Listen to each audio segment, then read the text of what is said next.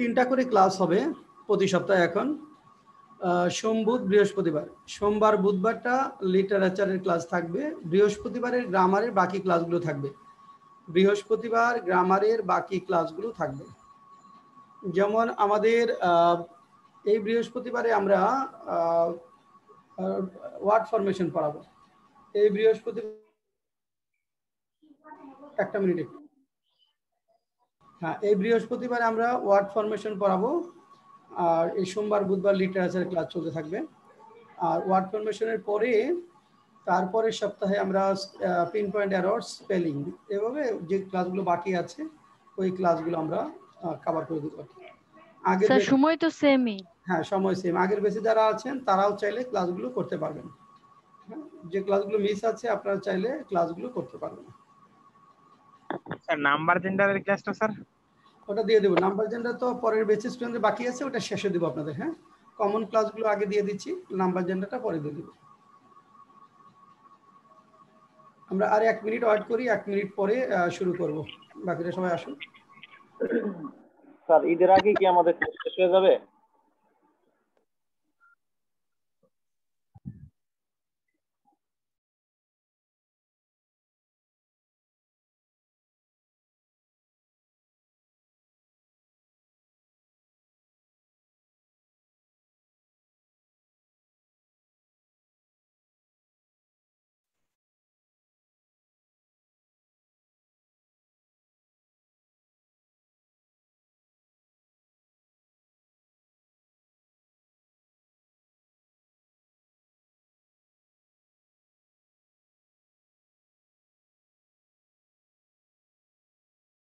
হ্যাঁ, আপনাদের ঈদের আগেই ক্লাস শেষ হবে। ঈদের আগে, হ্যাঁ, ঈদের আগেই চেষ্টা করব ক্লাস শেষ হওয়ার।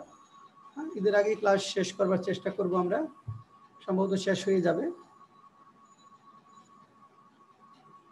আর না হলে ঈদের পর 1টা-2টা ক্লাস থাকতে পারে।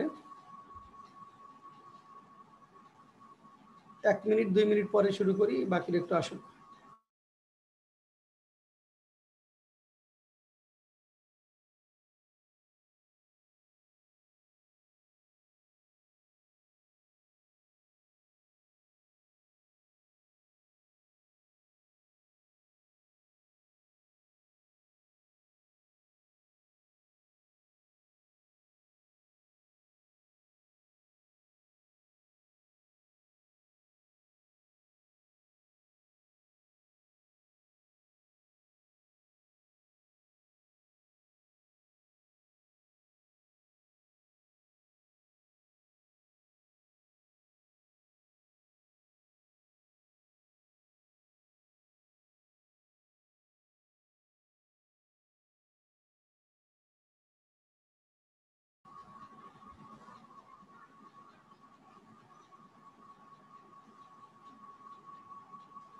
আচ্ছা, আমরা যে পরীক্ষা যেটা দিয়েছি ওটা মিলাবো আমরা পরে ক্লাস শেষে। এখন আমরা চলে যাচ্ছি হলো সরাসরি লিটারেচার আমরা একটু যাই। আপনাদের লিটারেচার যে সিলেবাসটা হলো মূলত এলিজাবেথান পিরিয়ড থেকে শুরু করে পোস্ট মডার্ন পিরিয়ড পর্যন্ত। এলিজাবেথান পিরিয়ড থেকে শুরু করে পোস্ট মডার্ন পিরিয়ড পর্যন্ত হলো আপনাদের সিলেবাস। তো এখন এর আগেরগুলো বিসিএস নাই, ওইখান থেকে 2-1টা কোশ্চেন আসে, একটু দেখে নিতে পারেন। তো আমরা এটা করতে গিয়ে আসলে আমাদের বিসিএস এর প্রস্তুতিটা কিভাবে করতে হবে। প্রথম হলো যেখানে বেশ কিছু জিনিস আপনাকে পড়তে হবে। প্রথম লিটারেরি টার্মস যেগুলো আছে, লিটারেরি টার্মস এবং কোটেশনস, এটা একটা গুরুত্বপূর্ণ পার্ট। যে এখানে কোনটা পোয়েম, কোনটা সনেট, হ্যাঁ, কোনটা বালাদ, এরকম কিছু লিটারেরি টার্মস আছে, কোনটা প্রোজ, কোনটা পোয়েট্রি, সেই লিটারেরি টার্মসগুলো আমাদের পড়তে হবে এখান থেকে। এবং কোটেশন, গুরুত্বপূর্ণ কিছু কোটেশন পড়তে হবে, মুখস্থ করতে হবে। আর এর পাশাপাশি এলিজাবেথান পিরিয়ড থেকে শুরু করে পোস্ট মডার্ন পিরিয়ড পর্যন্ত গুরুত্বপূর্ণ যে লেখকগুলো আছেন তারা হলো যে এলিজাবেথান পিরিয়ড থেকে শুরু করে পোস্ট মডার্ন পিরিয়ড পর্যন্ত এই সময়কালকে যে কয়টা ভাগে ভাগ করা হয়, ওই ভাগগুলার অর্থাৎ কোন পিরিয়ডের কি কি বৈশিষ্ট্য, salient features of each and every era বা এভরি পিরিয়ড। অর্থাৎ এলিজাবেথান পিরিয়ডের এখানে কি কি প্রধান প্রধান বৈশিষ্ট্য, রেস্টোরেশন পিরিয়ডের কি কি বৈশিষ্ট্য, কমনওয়েলথ পিরিয়ডের কি কি বৈশিষ্ট্য, এলিজাবেথ, তারপরে আপনার ভিক্টোরিয়ান পিরিয়ডের কি কি বৈশিষ্ট্য, জ্যাকোবিয়ান এই যে কি কি হ্যাঁ বৈশিষ্ট্য, এইভাবে বিভিন্ন যে ইয়ারগুলো পিরিয়ডগুলো আছে সেই পিরিয়ডের কি কি বৈশিষ্ট্যগুলো রয়েছে সেই বৈশিষ্ট্যগুলো আমাদের পড়তে হবে। এবং প্রতিটি পিরিয়ডের গুরুত্বপূর্ণ লেখককে, অর্থাৎ প্রত্যেকটা পিরিয়ডের গুরুত্বপূর্ণ, অর্থাৎ ওইখানে ইনফ্লুয়েন্সিয়াল রাইটার কারা, তাদের ইম্পর্টেন্ট লেখনীগুলো কি কি, গুরুত্বপূর্ণ রাইটার এবং তিনি কি জন্য বিখ্যাত, তিনি কোন দেশের, তিনি গুরুত্বপূর্ণ রাইটারের নাম, তিনি কোন দেশের, তিনি কি মূলত এখানে গদ্য লেখক না ট্র্যাজেডিয়ান না কমেডিয়ান, তার পরিচয়টা কি, সেটা তার আউটস্ট্যান্ডিং কোনো অ্যাচিভমেন্ট যদি থাকে সেটা জানতে হবে। আর তার গুরুত্বপূর্ণ লেখাগুলো আমাদের জানতে হবে। লেখাগুলোর মধ্যে আবার দু একটা বিষয় আছে, দু একটা সম্পর্কে আমাদের একটু বৈশিষ্ট্য, অর্থাৎ দু একটা লেখার দুই তিনটা লেখার যেগুলোর ভিতর থেকে দু একটা কোশ্চেন আসে, যে ইম্পর্টেন্ট লেখা যেগুলো সেটা কি নিয়ে লেখা, মূলত মানে মূল প্রতিপাদ্য বিষয়টা কি সেটা সম্পর্কে আমাদের ধারণা থাকতে হবে। আর নোবেল লরিট যারা আছেন, বিশেষ করে যারা নোবেল পুরস্কার পেয়েছেন, যে সকল লেখক বিশেষ করে শেষের দিকে যারা নোবেল পুরস্কার পেয়েছেন, কোন লেখার জন্য নোবেল পুরস্কার পেয়েছেন, এই বিষয়গুলো আমাদের জানতে হবে। তো এখানে মোটা দাগে আমরা কতগুলো লেখকের নাম আমরা প্রথমে দিব, যে লিস্ট অফ ইম্পর্টেন্ট রাইটার্স, যেসব লেখকের নাম আমাদের এবং তাদের পরিচিতি উপাধি জানতে হবে। প্রথমেই আমরা ওরকম একটা লিস্ট অফ রাইটার্সের নামগুলো দিকে যাচ্ছি। দেখেন, আপনাদের পিডিএফ ফাইল পাঠিয়েছি, ওটা আপনারা প্রিন্ট করেও নিতে পারেন, চাইলে আপনারা কম্পিউটার থেকে প্রিন্ট করেও নিতে পারেন। দেখেন, এখানে আমাদের প্রথমেই যেটা উইলিয়াম শেক্সপিয়ার, ইংরেজি সাহিত্যের আপনাদের যতগুলো কোশ্চেন আসে তার প্রায় 1/3 কোশ্চেনই অনেক সময় উইলিয়াম শেক্সপিয়ার থেকে আসে, আমরা দেখতে পাই। তো উইলিয়াম শেক্সপিয়ার খুব ভালোভাবে পড়তে হবে। উইলিয়াম শেক্সপিয়ারের যে রাইট আপগুলো রয়েছে খুব ভালোভাবে, এখানে যে গুরুত্বপূর্ণ কোটেশনগুলো আছে আমরা পড়াবো আস্তে আস্তে। তো এখানে তাকে কি বলা হয়, bird of এভেন। Bird of এভেন national poet ছিলেন তিনি। এখানে তারপর আপনার হলো ইংরেজি সাহিত্যের বিশেষ করে সবচেয়ে বড় গুরুত্বপূর্ণ প্লে রাইট, এলিজাবেথান পিরিয়ডের সবচেয়ে গুরুত্বপূর্ণ প্লে রাইট। হ্যাঁ, আমরা যখন উইলিয়াম শেক্সপিয়ার পড়ব তখন ডিটেলস পড়ব। আর তারপরে Christopher Marlowe, foremost Elizabethan tragedian. Foremost Elizabethan tragedian অর্থাৎ এলিজাবেথান পিরিয়ডের সময় সবচেয়ে বড় ট্র্যাজেডিয়ান হলেন ক্রিস্টোফার মার্লো। এবং এখানে যখন আমরা পড়ব উইলিয়াম কন্টেম্পোরারি কারা, অর্থাৎ কে কে কন্টেম্পোরারি, যেমন William Shakespeare and Christopher Marlowe হলো কন্টেম্পোরারি, মানে একই সময়ে যারা লেখালেখি করেছেন তারা হলেন কন্টেম্পোরারি। এখানে ক্রিস্টোফার মার্লো উইলিয়াম শেক্সপিয়ার থেকে 2 মাসের সিনিয়র ছিলেন, বড় ছিলেন। আর আমরা জানি যে ক্রিস্টোফার মার্লো যতদিন পর্যন্ত জীবিত ছিলেন ততদিন পর্যন্ত উইলিয়াম শেক্সপিয়ারের কোনো লেখাই ওইভাবে পপুলার হয়নি। ক্রিস্টোফার মার্লোর আনটাইম, বিশেষ হত্যাকাণ্ডের পর উইলিয়াম শেক্সপিয়ার মূলত লাইমলাইটে আসেন এবং দীর্ঘকাল ধরে তিনি লেখায় প্রভাব বিস্তার করেন। আর কন্টেম্পোরারিকে আবার কোলাবোরেটরস, যারা একসাথে লেখায় কোলাবোরেট করেছেন, দুইজন মিলে একটা লেখা চালিয়েছেন, লেখা শেষ করেছেন, তাদেরকে সাধারণত বলা হয় কোলাবোরেটর। সেটা আমাদের দেখতে হবে। তারপরে দেখতে হবে Ben Jonson, English play right. দেখেন, এখানে বেন জনসন যদি আমরা বলি ইংলিশ প্লে রাইট, প্রথম হলো যে নামগুলো জানতে হবে, নাম কোন দেশের, হ্যাঁ, যেন এখানে কোন দেশীয় এটাও জানতে হবে। তারপরে John Milton, epic poet. John Milton, epic poet. Jonathan Swift, Anglo Irish satirist and essayist. Anglo Irish satirist and essayist. Alexander Pope, English poet famous for satirical verse and heroic couplet. Alexander Pope মানে এটা জানতেই হবে যে English poet famous for satirical verse and heroic couplet. তারপর আছে Thomas Gray, English poet famous for Elegy Written in Country Churchyard. এরপরে William Blake, English poet, visual art of the romantic age. অর্থাৎ এই উইলিয়াম ব্লেকের পরেই William Wordsworth এবং S T Coleridge, তারা 1798 সালে লিরিক্যাল বালাস রচনার মধ্য দিয়ে, লিরিক্যাল বালাস নামক বুক অফ পোয়েট্রি বা কবিতা গ্রন্থ রচনার মধ্য দিয়ে ইংরেজিতে রোমান্টিসিজমের আবির্ভাব ঘটান। কিন্তু তার আগে উইলিয়াম ব্লেক তার লেখায় কিছুটা রোমান্টিসিজমের টাচ নিয়ে এসেছেন, এই জন্য তাকে বলা হয় যে visual art of the romantic age. বিশেষ করে উইলিয়াম ব্লেক যে সময়ে লেখালেখি করেছেন বা তার আগের সময়গুলোতে গির্জার বিশাল প্রভাব ছিল। এখানে রোমান্টিসিজম, সেন্সুয়াল লাভ, এখানে sensual feelings, personal love affair, এগুলোর জায়গা আসলে ছিল না, সবকিছুই ছিল গির্জা কেন্দ্রিক, স্রষ্টাকে রাজি খুশি করবার জন্য। কাজে ওই সময় রোমান্টিসিজমটা নিয়ে আসাটা ছিল অনেক বড় চ্যালেঞ্জ। তো সেটা উইলিয়াম ব্লেক তার লেখায় কিছুটা টাচ দিয়ে গেছেন, এবং তার পরবর্তীতে উইলিয়াম ওয়ার্ডসওয়ার্থ এবং এস.টি. কলেরিজ দুজনে মিলে লিরিক্যাল বালাদ রচনার মাধ্যমে 1798 সালে রোমান্টিসিজমের আবির্ভাব ঘটান ইংরেজি সাহিত্যে, যেটা বড় ধরনের একটা পরিবর্তন ঘটে সাহিত্যের জগতে। আর উইলিয়াম ওয়ার্ডসওয়ার্থকে বলা হয় লেক পয়েট অথবা poet of nature, lake poet অথবা পয়েট অফ নেচার। আর এস.টি. কলেরিজকে poet of super naturalism, poet of super naturalism বলে। পার্সি বিশি শেলি বা P B. Shelley revolutionary poet. P B. Shelley খুব বিভিন্ন কারণেই তিনি প্রখ্যাত বা বিখ্যাত। কারণ পি.বি. শেলি রিভলিউশনারি পয়েট বলা হয়। তিনি দ্য নেসেসিটি অফ অ্যাথেইজম নামক পাম্পলেট লিখে অক্সফোর্ড বিশ্ববিদ্যালয় থেকে বহিষ্কৃত হয়েছিলেন। দ্য নেসেসিটি অফ অ্যাথেইজম, নাস্তিকতার প্রয়োজনীয়তা, এটা লিখে অক্সফোর্ড বিশ্ববিদ্যালয় থেকে তিনি বহিষ্কৃত হয়েছিলেন।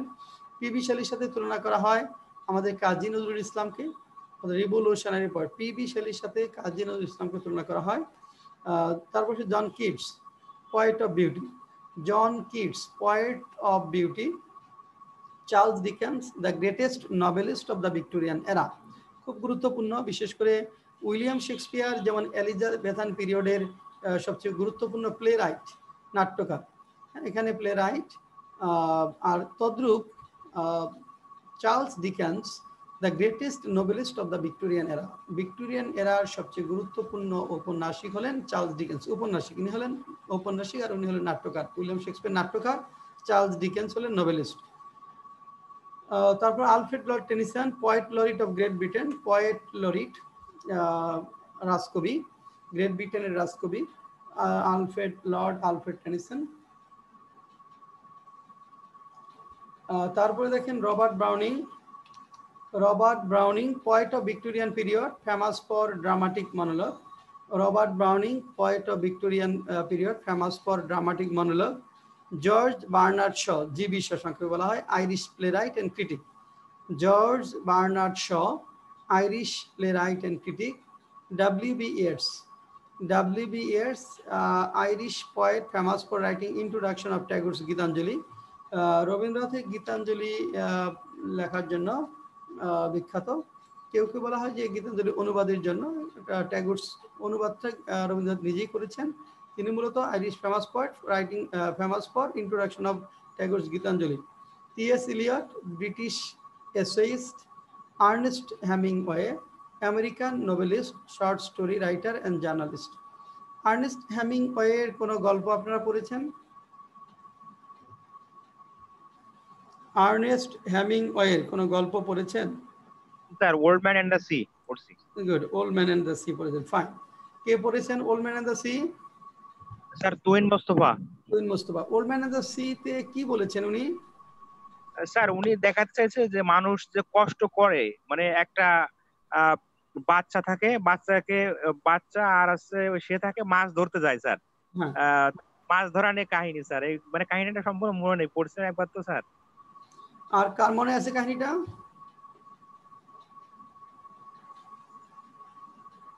Old man and the sea কার মনে আছে বলেন? The old man and the sea কারো মনে আছে? কেউ আর কেউ পড়েছেন? না, দু একটু বললে ভালো। Old man and the sea আমি একটু 1-2 মিনিট একটু বলি, পরে ডিটেল যদি সময় পাই দেখাবো এক সময়।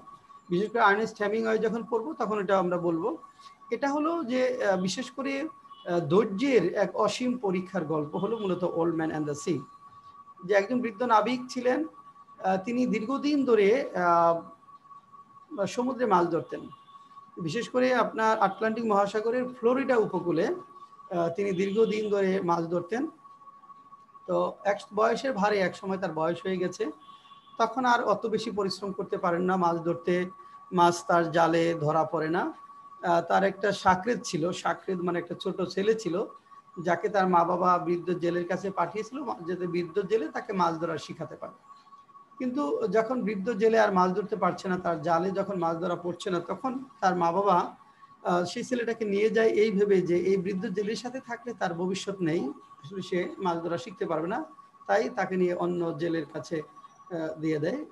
এরপরে যেটা হয় বৃদ্ধ জেলে দমে যান না, তিনি মাছ ধরার জন্য বের হতে থাকেন। এভাবে তার টোটাল 84তম দিন, তাই না, 84তম দিন পর্যন্ত নর্মালি তার জালে কোনো মাছ ধরা পড়ে না, 83 বা 84তম দিন পর্যন্ত। কিন্তু তিনি সেই দীর্ঘদিন মানে ধরে সারা রাত ধরে সমুদ্রে মাছ ধরবার চেষ্টা করেন। কিন্তু 84তম দিনে 83তম দিন পর্যন্ত ধরা পড়ে না। 84তম দিনে তার জালে বিশাল এক মাছ আটকা পড়ে। মূলত জালে বলতে তিনি যেটা করেন, যেমন সারা রাত ধরে সমুদ্রে মাছ ধরবার চেষ্টা করেন ছোট্ট ডিঙ্গি নৌকা নিয়ে, যেতে যেতে সারা রাত গিয়ে আপনার একদম সমুদ্রের গভীরে চলে যান, সেখানে গিয়ে একটা মাছ ধরা পড়ে তার জালে, বিশাল আকৃতির একটা মাছ। তো সেই মাছটা তিনি একা তার ছোট ডিঙ্গি নৌকাতে উঠাতে পারেন না। তো উঠাতে না পারার কারণে যেটা করেন, তিনি আস্তে আস্তে বড়শিটা ডিঙ্গি নৌকার কাছে এনে তার কাছে যে যন্ত্রপাতিগুলো থাকে ওগুলা দিয়ে মানে কোনো রকম আটকিয়ে ডিঙ্গি নৌকার সাথে কাছাকাছি বেঁধে তিনি মূলত নিয়ে আসতে থাকেন। তো ওইটা কাজটা করতে গিয়ে নর্মালি মাছের গায়ে রক্তাক্ত হয়, কিছু রক্ত নদীতে পড়ে এবং হাঙ্গর মাছগুলোর পিছনে ছুটে। বলা হয়ে থাকে যে হাঙ্গর মাছের রক্তের স্যান্ড পেলে সেটা অনেক 200-300 কিলোমিটার দূর থেকে পর্যন্ত নাকি জানতে পারে যে এখানে এই জায়গায় মাছটা রয়েছে। তো হাঙ্গর আক্রমণ করে মাছটাকে এবং তিনি আসতে থাকেন তীরের দিকে। মাছটা তার আগে কিন্তু অন্য যে জেলেরা আছে তাকে নিয়ে ব্যঙ্গ বিদ্রুপ করতো যে তোমার জেলে আর মাছ ধরবে না, বয়স হয়েছে, এখন বিশ্রাম করে, অনেক দৌড়চ্ছে ইত্যাদি ইত্যাদি। কিন্তু ব্যঙ্গ বিদ্রুপ করেও তিনি মূলত দমে যান না। তো তিনি মাছটা নিয়ে আসতে থাকেন আর হাঙ্গরগুলো মাছটাকে খেতে থাকে। 3-4টা হাঙ্গর, তিনি বারবার হাঙ্গর তাড়াবার চেষ্টা করেন কিন্তু তিনি সফল হন না। তো সারা রাত ধরে যখন ওই সমুদ্র পেরিয়ে ভোরে তিনি পৌঁছে যান হলো তার যে ঘাট, যেখানে সব জেলেরা মাছ ধরে, সেখানে তিনি পৌঁছান এই বিশাল আকৃতির মাছটা নিয়ে। যতক্ষণে তিনি পৌঁছানোর পর তিনি দেখতে পান যে মাছের মাথাটা শুধু রয়েছে আর সম্পূর্ণ মাছটা হাঙ্গরগুলো খেয়ে ফেলেছে। তো তিনি ওইভাবেই ডিঙ্গি নৌকার সাথে মাছতে ওইভাবে বাঁধা অবস্থায় তিনি তার কুঁড়ে ঘরে, যে কুঁড়ে ঘরে তিনি থাকেন, সেই কুঁড়ে ঘরে চলে যান। পরে সকালে যখন অন্য জেলেদের মাছ ধরার সময় হয়, তখন তারা যখন ঘাটে এসে দেখতে পান যে বৃদ্ধ জেলের ডিঙ্গি নৌকার সাথে বিশাল আকৃতির এক মাছ বাঁধা রয়েছে, যেটার মাথাটা শুধু রয়েছে। তারা এটা মেপে দেখেন কত বড়, সে দেখেন যে মাছটা হলো 16 ইয়ার্ড, 16 গজ, মানে 32 হাত লম্বা এক বিশাল মাছ তিনি ধরেছেন সমুদ্র থেকে। কিন্তু তিনি মাছটা তীরে উঠাতে পারেন না, কারণ তার একার পক্ষে অত বড় মাছ ডিঙ্গি নৌকায় উঠানো সম্ভব ছিল না, এটা হাঙ্গর খেয়ে ফেলেছে শুধু মাথার কাছে। তখন জেলেরা তার প্রশংসা করতে থাকে যে দেখো বৃদ্ধ বয়সে সে কত বিশাল মাছ ধরেছে, অথচ আমরা এত বড় মাছ আমাদের জীবনে আমরা কখনোই ধরতে পারিনি। তো এখন বিষয়গুলো হলো ওইরকম, এই যে ধৈর্যের যে অসীম পরীক্ষায় যখন থাকবে সবাই মূলত সফল হবে। এখান থেকে আপনাদেরও ধৈর্য ধরার একটা লেসন রয়েছে। আপনারা যারা ধরেন এই যে বিসিএস পরীক্ষার জন্য ধৈর্য ধরে পড়াশোনা করছেন, তো আপনারাও কিন্তু অনেক ক্ষেত্রেই ব্যঙ্গ বিদ্রুপের সম্মুখীন হন। বিশেষ করে মাস্টার্স পাশের পরে যখন গ্রামে যান, গ্রামগঞ্জে, তখন আপনাদের ইভেন রিক্সা পুলার, ভ্যান পুলার যারা আছে, তারাও বলবে যে আর কত পড়াশোনা করবা, অনেকে চাকরি করে, তুমি কিছুই করো না, আর কত করবা, কোথায় আছো, ইত্যাদি ইত্যাদি। এইভাবে মূলত ব্যঙ্গ বিদ্রুপ করবার চেষ্টা করে অনেকে। তো আপনাদের তো সেটা, এই ব্যঙ্গ বিদ্রুপটাকে আপনাকে এই শক্তিতে পরিণত করতে হবে। আপনি যখন বিসিএস ক্যাডার হবেন, যখন অ্যাডমিন ক্যাডার হবেন বা পুলিশের এসপি হবেন, তখন এই লোকগুলাই বলে বেড়াবে যে আমাদের অমক এটা হয়েছে, সে কি কষ্টই না করেছে, হ্যাঁ, মানে দমে যায় না। অথচ কিন্তু তারা যে খারাপ সময়টাতে আপনার সমালোচনা করেছে, আপনাকে নিয়ে ব্যঙ্গ বিদ্রুপ করেছে, ভালো সময়টাকে আপনাকে নিয়ে প্রশংসা করতে থাকবে। এটাই হলো মানুষের নেচার। আমাদের সমাজ ব্যবস্থার কথা যদি বলি, মোটামুটি অধিকাংশ মানুষের নেচারটাই হলো এরকম যে আপনি কি করেন, কিভাবে চলেন, কি খান, এরকম করেন কেন, এরকম করেন না কেন, এটা নিয়ে মানুষের খুব কৌতূহল। তো এটাও বিয়ের ক্ষেত্রে যদি দেখবেন যে একটু তাড়াতাড়ি বিয়ে করলে মানুষ সমালোচনা করবে যে এ বিয়ে করে ফেলছে, এত দ্রুত বউকে কি খাওয়াবে। আবার দেরিতে বিয়ে করলে যে এখনো বয়স হয়ে যাচ্ছে, বিয়ে করছে না, মানে মানুষের আসলে টেনশনের শেষ নাই। তো এটা এভাবেই আমাদের এটা ট্রেডিশনের একটা, আমাদের প্রথারই একটা অংশ। তো ওই যে the old man and the sea থেকে যে লেসনটা আপনাদের নিতে হবে, যে বৃদ্ধ নাবিক এত বছর বয়সেও দীর্ঘদিন মাছ না ধরার পরেও যে ধৈর্য নিয়ে তিনি সমুদ্রে গিয়েছেন মাছ ধরতে, তারপর বিশাল আকৃতির মাছ ধরেছেন, সফল হয়েছেন মাছ ধরায়। আপনারা ওরকম সফল হবেন, আপনাকে ধৈর্য নিয়ে আগাতে হবে। ধৈর্যের পরীক্ষায় উত্তীর্ণ হওয়াটাই সবচেয়ে বড় বিষয়। তো এই ধৈর্যের পরীক্ষায় উত্তীর্ণ হতে পারবে না সবাই। বিভিন্ন স্ট্রেসের কারণে এই ধৈর্যটা ধরে রাখা অনেকের জন্য কঠিন। তো ধৈর্যটা ধরে না রাখতে পারলে আপনি শেষ ওখানেই, মানে ওখানেই যে পর্যন্ত এগিয়েছিলেন ওইখানেই মূলত শেষ। আর ধৈর্যটা যদি রাখতে পারেন তাহলে আপনি হয়তো বিসিএস অ্যাডমিন ক্যাডারের স্বপ্ন দেখেছেন, হয়তো অ্যাডমিন ক্যাডার না হলে আপনি ফার্স্ট ক্লাস একটা জব পেলেন, মিনিমাম সেকেন্ড ক্লাস একটা জব পাবেন। কিন্তু যদি আপনার ধৈর্য না থাকে তাহলে আপনি নর্মালি আপনি কিছুই পাবেন না। আচ্ছা, তারপর দেখেন তাহলে the old man and the sea, যেটা ঘুম পায় কার? সবুজ আলী। সবুজ আলী ঘুম পায়? সবুজ আলী ঘুম পাচ্ছে না? লম্বা হাই তুল্য বোধ হয় সবুজ আলী। তারপর দেখেন তাহলে আর্নেস্ট হেমিংওয়ের পরে পড়তে হবে Robert Frost, American poet. Robert Frost, American poet. O Henry, O Henry American short story writer, real name William Sydney Porter. এখানে দেখেন ও হেনরিটা আমরা যে কিছু কিছু লেখক আছে যারা ছদ্ম নামে লেখালেখি কন্টিনিউ করে গেছেন, ও হেনরি তাদের মধ্যে অন্যতম। তো ছদ্মনাম ধারণ করার কারণ অনেকের অনেক বিভিন্ন প্রেক্ষাপট সাধারণত নির্ভর করে। কেউ নিজের নামটা পরিচিত হতে চান না, একটা ছদ্মনাম, এখানে সিডোনেম ধরে আপনার লেখাটা চালিয়ে যান। তো এটা তার পছন্দ যে ওই নামটাকে তিনি ব্র্যান্ডিং করেন। আবার কেউ কেউ আছে পরিবেশ পরিস্থিতির কারণে নিজের নামে না চালিয়ে অন্য নামে লেখেন। ও হেনরি উইলিয়াম সিডনি পোর্টারের ক্ষেত্রে তাই, যে উনি একটু বাধ্য হয়ে মূলত ছদ্ম নামে লেখালেখি করেছিলেন। সেটা হলো তিনি ক্লার্ক ছিলেন, তিনি একজন ক্লার্ক ছিলেন, ক্লার্ক বা অ্যাকাউন্টেন্ট সম্ভবত, হ্যাঁ।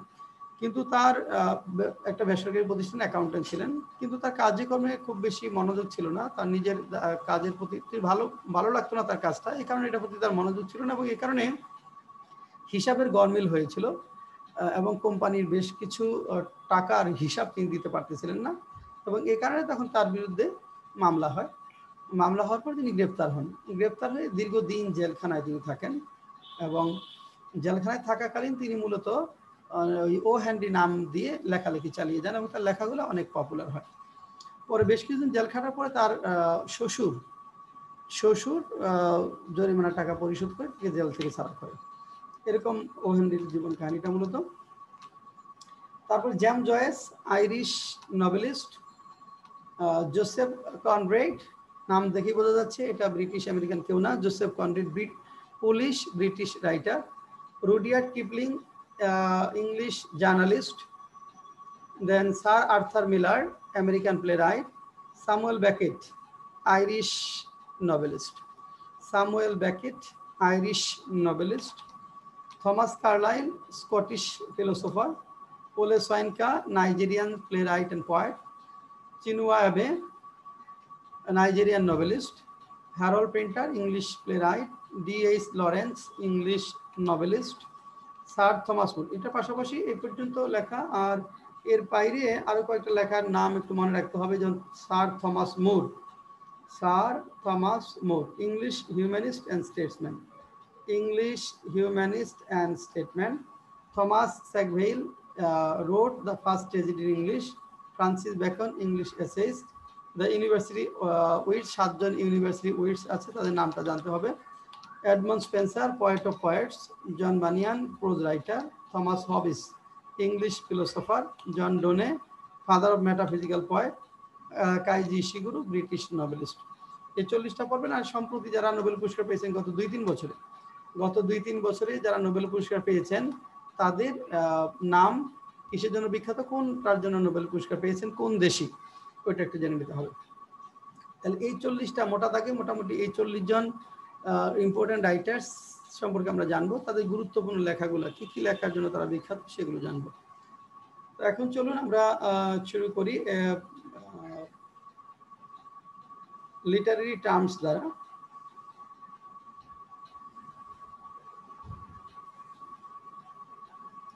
Literary terms and quotations. Literary terms, quotation, দুইটা জিনিস এখান থেকে কোটেশন গুলো আসে।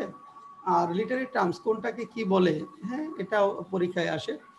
তো কোটেশনের ক্ষেত্রে আগে শুধু এটা কার উক্তি এটা চাইতো, যে একটা কোটেশন বলে এটা কে বলেছে, যে উইলিয়াম শেক্সপিয়ারের উক্তি উইলিয়াম শেক্সপিয়ার পর্যন্তই কভার করলেই হতো। কিন্তু এখন এটা উইলিয়াম শেক্সপিয়ারের কোথা থেকে আসছে, হ্যামলেট না ম্যাকবেথ, হ্যাঁ, না কোথায়, সেখান থেকেও জানতে চায়, এই জন্য একটু ডিটেলস এখন কোটেশনগুলো পড়তে হবে।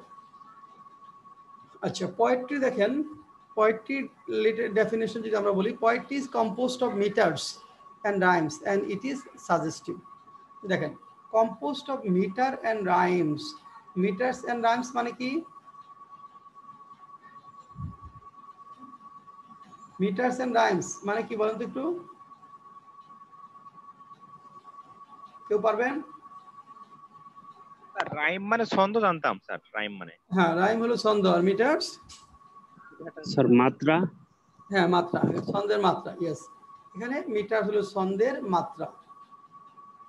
যেমন ধরেন আমরা যে ছন্দগুলো পড়ি, ছড়াগুলা, যদি আপনি ওই ছোটবেলা পড়েছেন যে আই ছেলেরা আই মেয়েরা ফুল তুলিতে যায়, যে আই ছেলেরা আই মেয়েরা, এই যে মাত্রা 2 3, হ্যাঁ 2 3, তো এরকম হয় 2 এখানে শব্দে, 3 শব্দে বা 4 শব্দে মাত্রাটা কেমন হবে সেটা, এটা মূলত আপনার ছন্দে লেখা হবে এবং ছন্দে একটা মাত্রা সাধারণত থাকবে এবং এটা সাজেস্টিভ। এটা দেখেন সাজেস্টিভ, এখানে কিছু সাজেশনের কথা বলা থাকবে। তো এই পরিস্থিতিতে এটা করা উচিত বা এটা করা উচিত না, এরকম সাজেশনের কথা থাকবে। তাহলে পোয়েট্রিতে আপনার সাজেশনের কথা বলা থাকবে যে এই ধরনের সিচুয়েশনে এটা করা উচিত, এটা করতে হবে বা এই কাজটা করা উচিত, এরকম সাজেশনের প্রসঙ্গ থাকবে। মিটার্স এবং রাইমসে রচিত হবে। আর প্রোজ হলো is written with rhetorical devices and it states. দেখেন, রিটোরিক্যাল ডিভাইসেস, অলংকার বহুল ভাষা, অলংকার বহুল ভাষা এটা লেখা হয় এবং ইট স্টেটস, এটা বর্ণনা করে। এখানে দেখেন ইট স্টেটস, এখানে শুধু বর্ণনা করে যায়, এখানে কোনো সাজেশনের বিষয় থাকবে না। প্রোজের মধ্যে কোনো সাজেশনের বিষয়গুলো থাকবে না, এটা শুধু বর্ণনা করে যাবে। তাহলে prose is written with rhetorical devices and it states.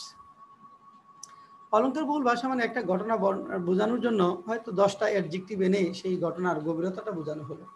হ্যাঁ, এখন এই যে ধরেন একটা এই যে করোনা ভাইরাস, সে হয়তো যে এত মানুষ মারা যাচ্ছে, তাতে আপনি একটা কথাই বলে দিন যে গতকাল করোনা ভাইরাস 153 জন মারা গেছে, কিন্তু আরেকজন এই 153 জনের বর্ণনাটা দিন দিয়েছেন, যেখানে অনেকগুলো অ্যাডজেক্টিভ এনে অর্থাৎ গভীরতাটা বোঝানোর জন্য, এটা যে কতটা ভয়াবহ হচ্ছে সেটা বোঝানোর জন্য কতগুলো শব্দের প্রয়োগের মাধ্যমে যখন তিনি উপস্থাপন করবেন, সেটাই হলো প্রোজ। যদি আপনি পত্রিকার উপস্থাপনগুলো দেখেন, যেমন যে কত সুন্দরভাবে পত্রিকাতে উপস্থাপন করা হয় বিষয়গুলো, মানে বক্তৃতার কথা যদি বলা হয়, একজন বাগ্মী নেতা কত চমৎকারভাবে তিনি বিষয়গুলো উপস্থাপন করেন। তো সেটা হলো যেখানে রিটোরিক্যাল ডিভাইসেসের মাধ্যমে সুন্দরভাবে উপস্থাপন করা থাকবে। আপনাদের বন্ধু বান্ধবদের মধ্যে দেখবেন কথা বলে কত সুন্দর গুছিয়ে সবগুলো বিষয়ের অবতারণা করে তারপর একটা কনক্লুশন আসে। আবার অনেকে আছে গুছিয়ে কথা বলতে পারে না, চিৎকার করে কথা বলে, হ্যাঁ, বা মুখ আঁকা বাঁকা করে কথা বলে, একটু দিয়ে রেগে যায়, বুঝাইতে পারে না, ধমক দিয়ে বলে বোঝস না, ইত্যাদি ইত্যাদি। তো এটা হলো রিটোরিক্যাল ডিভাইসেস, হলো বুঝিয়ে সুন্দর করে চমৎকারভাবে অ্যাডজেক্টিভের মাধ্যমে উপস্থাপন করতে হবে।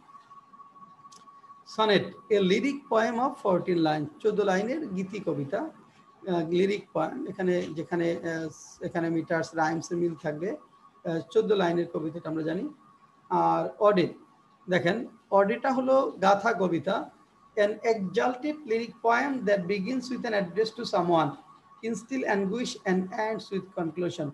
দেখেন, এটা exalted lyric poem, এটা অ্যাড্রেস টু সামওয়ান, এটা কাউকে অ্যাড্রেস করে মূলত আমাদের বলা হয় address to someone, instil anguish, মানুষের মানসিক যে যন্ত্রণা সেগুলা তুলে ধরা হয়, অ্যান্ড এন্ডস উইথ কনসোলেশন, এবং এখানে কনসোলেশনের মাধ্যমে, সান্ত্বনার মাধ্যমে শেষ করা হয়। একটা অডের নাম বলতে পারবেন বাংলা সাহিত্যে?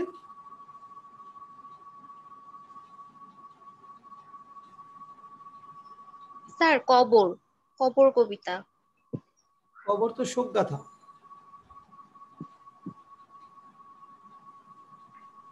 স্যার শারদা মঙ্গল। হ্যাঁ, শারদা মঙ্গল, বিহারীলাল চক্রবর্তী। সমুদ্রের প্রতি রাবণ, এটা বলতে পারেন। সমুদ্রের প্রতি রাবণ, এখানে অ্যাড্রেস করা হচ্ছে রাবণকে, তারপর কিছু ক্ষোভের কথা তুলে ধরা হচ্ছে, তারপরে সান্ত্বনা যে ইয়েস এই ধরনের সিচুয়েশন আমাদের এটা করতে হবে, এরকম। হ্যাঁ, অনেকগুলোই আছে। নেক্সট আসেন বালাদ। অডি এবং বালাদের মধ্যে অনেকেরই একটু অসুবিধা হয়, ধরতে একটু অসুবিধা হয়। দেখেন লোক, ওটা হলো গাথা কবিতার লোকগাথা, লোকগাথা, লোকগাথা, a narrative poem that tells a story through dialogue and action. দেখেন ভালো করে, a narrative poem that tells a story through dialogue and action, through dialogue and action, ডায়ালগও থাকবে অ্যাকশনও থাকবে, ডায়ালগ থাকবে অ্যাকশনও থাকবে, সেটা হলো আমাদের বালাদ। একটা বালাদ বলতে পারবেন বালাদের নাম বাংলা সাহিত্যে?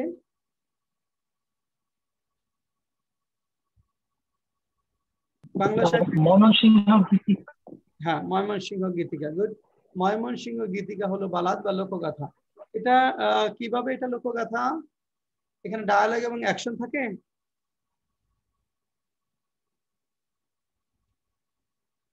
হ্যাঁ স্যার বলেন তো, ময়মনসিংহ গীতিকা মানুষের মুখে মুখে প্রচলিত স্যার।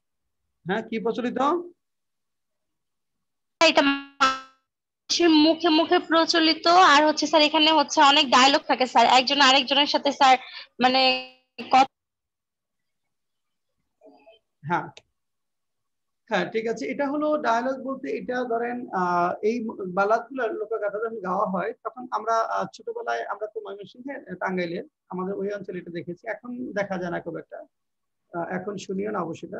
আমরা যখন ছোট ছিলাম সম্ভবত ক্লাস 5-6 যখন পড়েছি, শীতকালে দেখতাম যে এই লোকগাথা বালাদ এই গানের আয়োজন হতো, যে একজন নেচে নেচে গান গাইতো, তার সাথে সাথে তিনি বলে দেওয়ার পর অনেকে গাইতো, অর্থাৎ একটা গল্প বলতো, গানটা একটা গল্পের মতো ছিল, ওইটা সুর করে করে তিনি গাইতেন, অর্থাৎ গল্পটাই নেচে গিয়ে মানুষের সাথে উপস্থাপন করতেন। সারা রাত ব্যাপী গানগুলো হতো, ভোর পর্যন্ত হয়তো চলতো। ওইখানে মানুষ দেখতাম অনেক মানুষ এগুলো এনজয় করতো। স্যার কবি গানেও কি এর অন্তর্ভুক্ত? কবি গান না, কবি গানটা বোধহয় একটু আলাদা না? কবি গান কোনটা যেন? স্যার কবি গানে স্যার, হচ্ছে যেটা- ডায়লগটা থাকে না স্যার।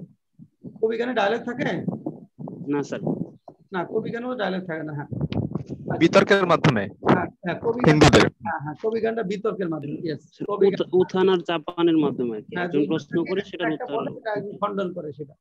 আচ্ছা, আর এখানে ডায়ালগ এন্ড অ্যাকশনটা থাকবে, নেচে গিয়ে মূলত উপস্থাপনটা হয়। আচ্ছা, তারপর আসেন এলিজি শোকগাথা। Elegy a lyric poem of mourning. এই যে মর্নিং শব্দটা মনে রাখতে হবে, MOURNING।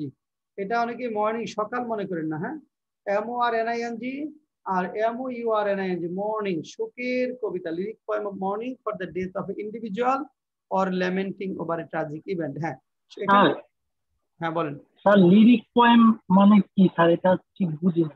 গীতি কবিতা যেখানে ওই যে ছন্দের মিল থাকবে, সাধারণত ছন্দের মিল থাকে, যেটা অনেক সময় আপনার কিছু কবিতা আছে ছন্দের মিল ছাড়া লেখা হয়। লিরিক পোয়েম হলো যে সেখানে ছন্দের মিল থাকবে, হ্যাঁ, মানে কবিতার যে মূল বৈশিষ্ট্যগুলো ওইটা থাকবে এখানে। আর কিছু কবিতা আছে ধরেন ছন্দের মিল থাকে না, যে লিরিক পোয়েম সাধারণত শেষের শব্দগুলো মিল হয়।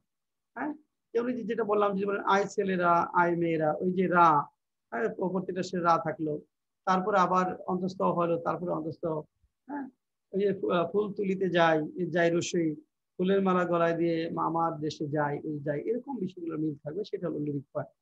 আর যখন লিরিক পয়েন্ট যেটা থাকবে না, সেখানে এগুলো মিলের প্রসঙ্গগুলো আসবে না। তাহলে এখানে 16 লাইনে এটা শোকের কবিতা। দেখেন এখানে কবর, যেমন আপনার কবর যদি বলেন যে এইখানে তো দাদির কবর ডালিম গাছের তলে 30 বছর ভিজিয়ে রেখেছি 2 নয়নের জলে, ওই যে তলে আর জলে, এটা লিরিক পয়েন্ট। মানে এখানে মিলের বিষয়গুলো থাকবে সাধারণত। তাহলে এই কবর কবিতাটা এলিজির মধ্যে পড়বে। এখানে কোনো ব্যক্তির মৃত্যুকে কেন্দ্র করে শোকগাথা যেটা, সেটা হলো এলিজি। এখানে কোনো ইন্ডিভিজুয়াল, কোনো ন্যাশনাল হিরোর মৃত্যুতে আপনার শোকগাথার প্রসঙ্গ আসতে পারে, কোনো ব্যক্তির মৃত্যুতে হতে পারে। তারপর আসেন হিম, SYMN, ঈশ্বর বন্দনা। লিরিক পোয়েম মানে কি মিল থাকতে হবে স্যার? হ্যাঁ, মিল থাকতে হবে লিরিক পোয়েমে? লিরিক কবিতার বৈশিষ্ট্যগুলো সাধারণত ফুল, যে একদম কমপ্লিট যে বৈশিষ্ট্যগুলো সেগুলো উপস্থাপন হয়। হ্যাঁ, ছন্দের তাল লয়, ছন্দের মিল থাকে সাধারণত লিরিক পোয়েম,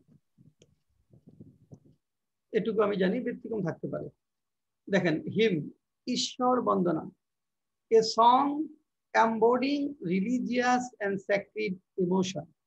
দেখেন এখানে a song embodying religious and sacred emotion. দেখেন স্যাক্রিড মানে পবিত্র, যেখানে ঈশ্বর বন্দনা যেটা, song embodying religious and sacred, ধর্মীয় গান যেটা আমাদের ইসলাম ধর্মে আমরা যেটা হামদ বলি, সেটা মূলত ঈশ্বর বন্দনার মধ্যে পড়ে, অর্থাৎ স্রষ্টাকে বন্দনা করে যে গানগুলো, সেটা মূলত ঈশ্বর বন্দনা। স্রষ্টাকে স্রষ্টার গুণকীর্তন করে বন্দনা করে যে গানগুলো গাওয়া হয় সেটা এর মধ্যে একটা রিলিজিয়াস এন্ড স্যাক্রিড ইমোশন থাকবে, ধর্মীয় এবং পবিত্র আবেগ এখানে থাকবে। তারপর দেখেন এপিক মহাকাব্য। এপিক মহাকাব্য, a long narrative poem that tells in grand style the history and aspiration of a national hero. এখানে একটা জাতীয় বীরের ইতিহাস প্রত্যাশা এটা মূলত এখানে তুলে ধরা হয় এপিক পয়েমের মাধ্যমে। আর এটা ন্যারেটিভ পয়েম, বর্ণনামূলক কবিতা। এখানে একটা বর্ণনামূলক কবিতা, এখানে মিল থাকবে না সাধারণ ছন্দের। আর গ্র্যান্ড স্টাইল বিশাল বড় হতে পারে, 10,000 শব্দ পর্যন্ত হতে পারে, 5,000 শব্দ বার্ডস পর্যন্ত হতে পারে। তারপর ড্রামাটিক মনোলগ, স্বগতোক্তি, kind of lyrical poem in which a single speaker expresses his thoughts and feelings to a silent listener.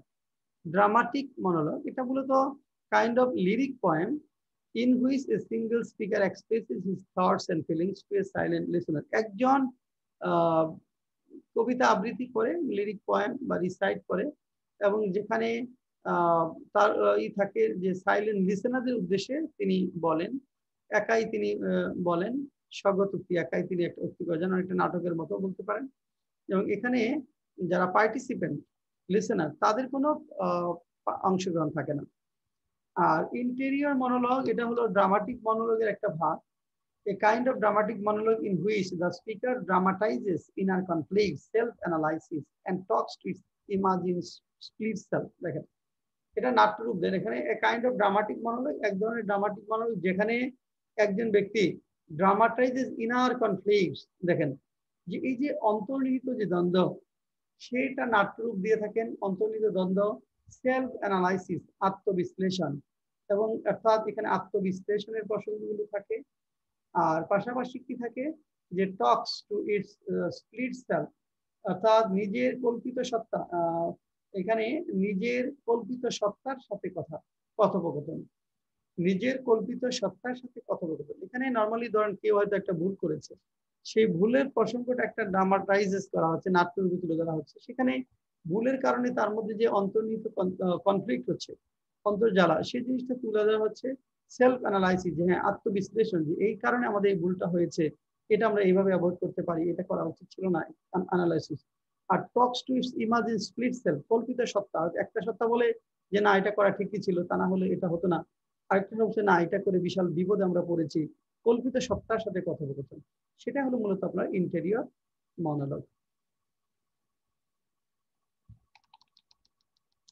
তারপর মেটাফিজিক্যাল পোয়েট্রি, অধিবিদ্যামূলক কবিতা বা সত্তার প্রকৃতি ও জ্ঞান সংক্রান্ত দর্শন শাস্ত্রের সম্পর্কিত কবিতা। Metaphysical poetry, metaphysical poetry means poems on the subject which exist beyond the physical world. In other words, it is type of poetry which deals with abstract or philosophical subject. এখানে মূলত আমাদের এটা মেটাফিজিক্যাল, স্রষ্টার স্বরূপ, প্রকৃতি কেমন, এটা নিয়ে, অর্থাৎ কল্পনা করা, মানে আমাদের বাস্তব চোখে দেখা যায়, বোঝা যায়, এরকম বিষয়গুলোর বাইরে যে বিষয়গুলো রয়েছে সেটা নিয়ে মূলত মেটাফিজিক্যাল পোয়েট্রিটা লেখা হয়, যেখানে দর্শনের বিষয়গুলো বেশি স্থান পায়। Epithalamium, a poem or song written to celebrate wedding. বিয়ের গীত যেগুলো আছে সেগুলো হলো এপিথালামিয়াম। বিয়ের গীত, একটা বিয়ের গীতের নাম বলেন তো।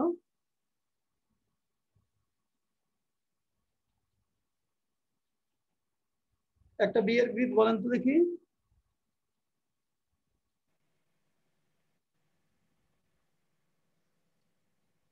স্যার আইলোরে নয়া দামান, এটাও তো হয় স্যার। হ্যাঁ, আইলোরে নয়া দামান, আইলোরে নয়া দামান, হ্যাঁ হয়। আর লীলাবালি লীলাবালি ভর যুবতী শৈবে। হ্যাঁ, লীলাবালি গাইতে পারবেন? না স্যার। কেউ পারবেন কোন বিয়ের গীত গাইতে? ঝরা বিয়ের গীত গাইতে পারবেন? না স্যার। কেউ পারবেন একটা বিয়ের গীত শুনি, গান তো একটু।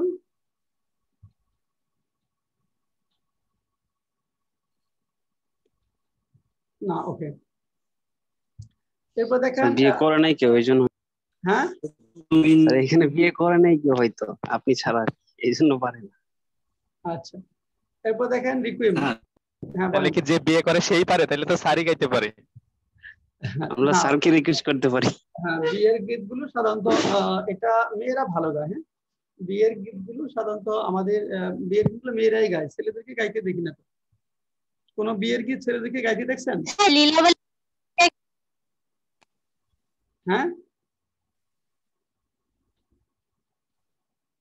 ছেলেরা কম গায় বোধ হয়, গাইতে পারে এখন তো অনেকেই দেখি। স্যার একটা হচ্ছে স্যার বিয়ের গীত। কোনটা বুঝি নাই, আপনার কথাটা ভেঙে ভেঙে আসে, আবার বলেন।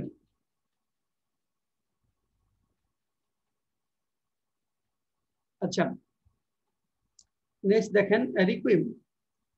রিকুইম মৃত ব্যক্তির আত্মার সদ্গতির উদ্দেশ্যে নিবেদিত প্রার্থনা সঙ্গীত।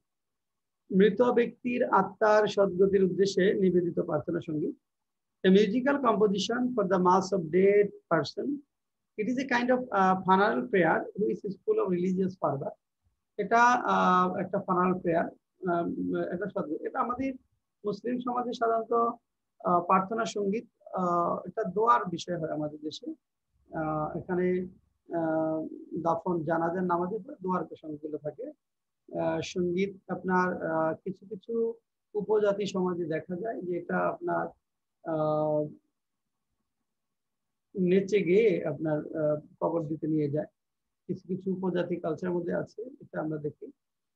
মুসলিম ট্রাইবাল আফ্রিকান সমাজে এটা দেখা যায় কিছু কিছু সমাজে। তারপর দেখেন কমেডি। কমেডি হলো হাস্য রসাত্মক বা মিলনাত্মক নাটক। A kind of drama which begins with adversity or discord but ends in happiness.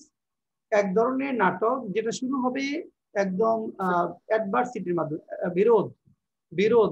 বিরোধের মাধ্যমে শুরু হবে, কিন্তু শেষটা হবে হ্যাপিনেসের মাধ্যমে। অর্থাৎ কমেডির শুরুটা থাকবে বিশাল ধরনের দ্বন্দ্ব, সংঘাত, বিরোধ, কেউ কাউকে সহ্য করতে পারছে না, মেনে নিতে পারছে না, শেষটা হবে হ্যাপিনেসের মাধ্যমে। আর ট্র্যাজেডিটা তার উল্টো। Tragedy is a form of drama which stages the fall of superior human being for a mistake of some kind. দেখেন এটা হলো এক ধরনের ড্রামা যেখানে স্টেজেস নাটক দেওয়া হয়, the fall of a superior human being, শ্রেষ্ঠ একজন ব্যক্তির পতনের বিষয় দেখানো হয় for a mistake of some kind, এক ধরনের ভুলের কারণে। অর্থাৎ সুপিরিয়র এটা হতে পারে আপনার কোনো নেতার মৃত্যু হয়েছে বড় একটা ভুলের কারণে বা কোনো একটা বিষয় বুঝতে না পারার কারণে। এখানে ন্যাশনাল কোনো হিরোর করুণ মৃত্যু হয়েছে একটা ভুল ত্রুটির কারণে, সেটা মূলত এখানে তুলে ধরা হয় tragedy. মনোড্রামা, a play with a single character that enacts the drama on the stage. A play with a single character that enacts the drama on the stage. এটা ছোট্ট নাটিকা আমরা যেটা বলি, অনেক সময় কোনো অনুষ্ঠানের ফাঁকে ছোট্ট একটা নাটিকা উপস্থাপন করা হয় রিফ্রেশমেন্টের জন্য, যারা একঘেয়েমি দূর করা যায়, ভিন্ন ধরনের একটা চেঞ্জ মূলত দেওয়ার জন্য। ফিকশন, গল্প, উপন্যাস, রোমান্স, কাহিনী ইত্যাদি শাখা বিশেষ ফিকশন।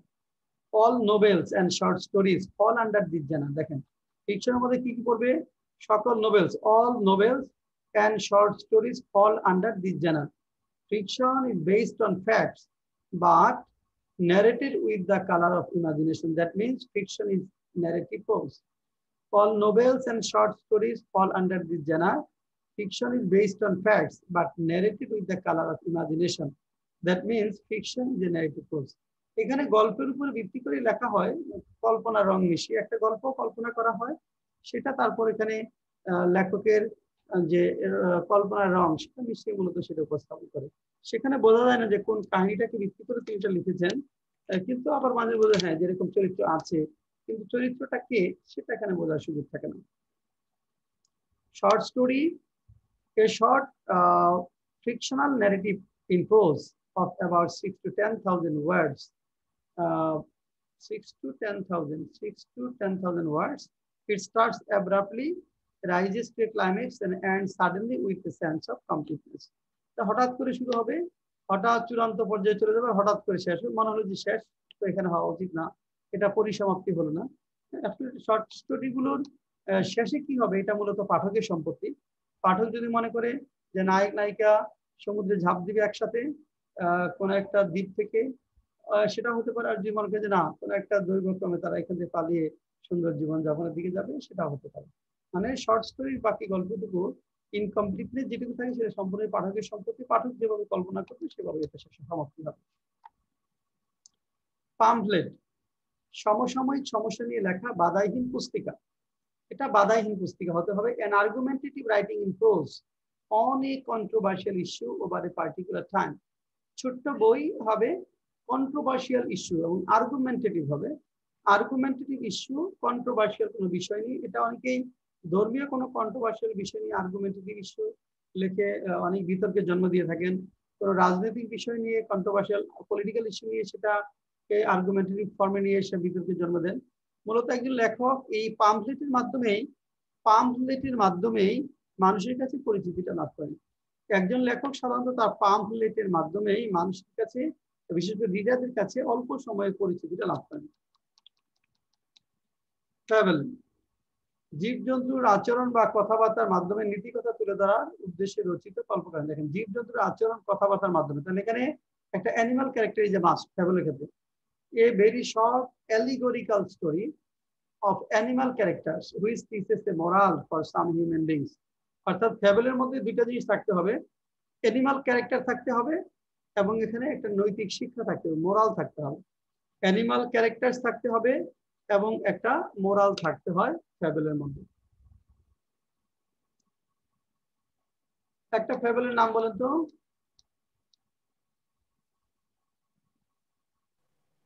অ্যাশোফ্যাবল। আর হ্যাঁ ঠিক আছে, আর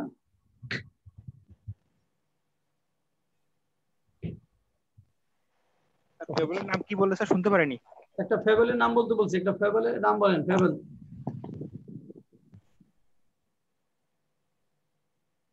বাংলা সাহিত্যে একটা ফেবলের ঠাকুরমা ঝুলি। হ্যাঁ স্যার হিয়ার এন্ড টর্টয়েস ইটার। হ্যাঁ হ্যাঁ ওটাও ফেবল। ওখানে কি অ্যানিমাল ক্যারেক্টার আছে। হ্যাঁ বাঘ এবং শিয়ালের একটা গল্প আছে না, বাঘ খাঁচার মধ্যে আটকে থাকে, তবে শিয়াল, বাঘ মানুষ এবং শিয়াল আছে একটা গল্প পড়েছেন স্যার? সিংহ এবং ইঁদুর। হ্যাঁ সিংহ এবং ওখানে কি মরাল আছে? হ্যাঁ মরাল আছে। হ্যাঁ সিংহ ইঁদুরের গল্প, বাঘ মানুষ এবং শিয়ালের গল্প, যেখানে মরাল আছে। বাঘ মানুষ শিয়ালের গল্পটা জানা আছে কারো? ওই যে একটা বাঘ খাঁচার মধ্যে বন্দি থাকে, তো সেখানে যখন মানুষ কেউ কারো পাশ খাঁচার পাশ দিয়ে যায় তখন হাউ মাউ করে বলে যে তাকে খাঁচা থেকে মুক্ত করার জন্য। তো চালাক মানুষ যারা আছে তারা কেউ তাকে মুক্ত করে না, কয়েকজন বোকা মানুষ সহজ সরল সে বাঘের কথা বিশ্বাস করে যে হ্যাঁ সে মুক্ত পেলে লোকটার উপকার করবে, তখন সে বাঘের খাঁচাটা খুলে দেয়। তখন বাঘটা ওইখান থেকে বের হয়ে এসে বলে যে এবার আমি তোমাকে খাবো। তখন লোকটা বলে তুমি তো বলছো তুমি আমার উপকার করবে, তুমি এখন খেতে চাও কেন? তখন বলে যে হ্যাঁ এটাই তো দুনিয়ার নিয়ম, যে উপকারী অপকার সবাই করে। তখন যে দুইজন সাক্ষী, মানে একটা সাক্ষী হয় বট গাছ আর একটা সাক্ষী হয় শিয়াল। যে তখন লোকটা বলে হ্যাঁ যদি এই সাক্ষীরা বলে যে উপকারী অপকার করা যাবে তাহলে তুমি আমাকে খেতে পারবা, আর যদি তুমি বলে না করা যাবে না তাহলে খেতে পারবে না। বাঘ রাজি হয়। তখন প্রথমে তারা বট গাছের কাছে যায়, বট গাছের কাছে গিয়ে সব বলে। তখন বট গাছ বলে হ্যাঁ এটাই তো নিয়ম, কারণ ক্লান্ত পথিক যারা আছে ক্লান্ত হয়ে আমার বটের ছায়া নিচে তারা এখানে ঠান্ডা হয়, তারা বাতাস নেয়, হ্যাঁ এখানে রেস্ট বিশ্রাম করে, তারপর যাওয়ার সময় আমার গাছের ডাল ভেঙে নিয়ে যায়। এভাবেই উপকারী অপকার করে মানুষ। তখন মোটামুটি বাঘ অনেকখানি আশ্বস্ত হয়েছে যে হ্যাঁ আরেকটা সাক্ষী যদি বলে তাহলেই খেতে পারবে। তখন কি হয়, তখন শিয়ালের কাছে যায়, শিয়াল মামার কাছে গিয়ে ঘটনা বলে। তখন শিয়াল তো একটু পণ্ডিত টাইপের, সে তো ঘটনা শুনেই বুঝতে পারে যে এটা তো বিচার করতে হবে একটু ভিন্নভাবে, কাহিনী তো অন্যরকম। তখন সে বলে তুমি যে খাঁচার সামনে ছিল ওইখানে গিয়ে আসলে আমাদের বিচার করতে হবে, ওইখানে গিয়ে আমার দেখতে হবে যে খাঁচাটা কোথায়। তখন তারা খাঁচার সামনে আবার যায়, যাওয়ার পরে শিয়াল বলে যে তুমি এই বিশাল দেহি বাঘ, তুমি তো এই খাঁচার ভিতরে থাকতেই পারো না, তুমি এখানে ছিলা কিভাবে, তুমি নিশ্চয়ই বন জঙ্গলে ছিল। তখন বাঘ এতে খুব রেগে যায় যে না আমি খাঁচার ভিতরেই ছিলাম। তখন যে খাঁচার ভিতরে কিভাবে ছিল এটা দেখানোর জন্য লাফ দিয়ে আবার খাঁচার ভিতরে চলে যায়। লাফ দিয়ে তো না, ধরো গেট থাকে, সেই গেট দিয়ে ঢুকে যায়, তখন আবার দরজাটা বন্ধ করে দেওয়া হয়, তখন শিয়াল দ্রুত দরজাটা বন্ধ করে দেয়। এখানে আসলে আমাদের অ্যানিমাল ক্যারেক্টার গুলো আপনার টাইগার এন্ড ধরেন ফক্স, কিন্তু এখানেকার মোরাল হলো যে উপকারীর অপকার করতে হবে, কিন্তু সবারই উপকার করা যাবে না, সবারই উপকার করা যাবে না, যারা উপকার করে তাদের অপকার করা যাবে না। যে বটগাছের ছায়ার নিচে আমরা আমরা আমরা যেটা করি সেটা হলো বাতাস নিয়ে আমরা শরীর জুড়াই, যাওয়ার সময় পাতা ছিঁড়ে নেওয়া যাওয়া যাবে না। আবার যে কারোরই উপকার করা যাবে না, অর্থাৎ উপকার করে আপনি আপনার জীবন মৃত্যু ডেকে আনতে পারেন কারো কারো উপকার করে, সেই উপকারগুলো করা যাবে না, এটা হলো মোরাল। আচ্ছা, এরপরে হলো আমাদের সাটায়ার, ব্যঙ্গ রচনা। A literary attack on the follies and voices of individual or a society with a view to correcting their through laughter and ridicule. It may be in prose or verse. এটা হলো Literary attack, এটা সাহিত্যিক আক্রমণ on the follies and vices of the people, মানুষের বোকামি এবং পাপের উপর একটা সাহিত্যিক আক্রমণ একটা সমাজের মানুষের উপর, with a view to correcting their thought. এর উদ্দেশ্য হলো যেগুলোকে সংশোধন করবার জন্য। সাটার, ব্যঙ্গ রচনা। একটা ব্যঙ্গ রচনার নাম বলেন তো। অতি অল্প হইল। হ্যাঁ, অতি অল্প হইল, আবার অতি অল্প হইল, দুইটা। হ্যাঁ, অতি অল্প হইল, হ্যাঁ, গুড। আর অতি অল্প হইল, এটার বিষয়বস্তুটা কি? স্যার ওই যে ওনাকে যে বকেছিল এটার কাউন্টার দিয়েছিলেন এর মাধ্যমে। আচ্ছা, গুড, অতি অল্প হইল। আর স্যার জোনাথন সুইফটের ওই যে আপনার এ মডেস্ট প্রপোজাল, গ্যালিবার ট্রাভেলস। বাংলা দু একটা বলেন। স্যার কমলাকান্তের দপ্তর। কমলাকান্তের দপ্তর, স্যার হ্যাঁ এটা, দপ্তর। হ্যাঁ ওটা কি নিয়ে বলেন তো?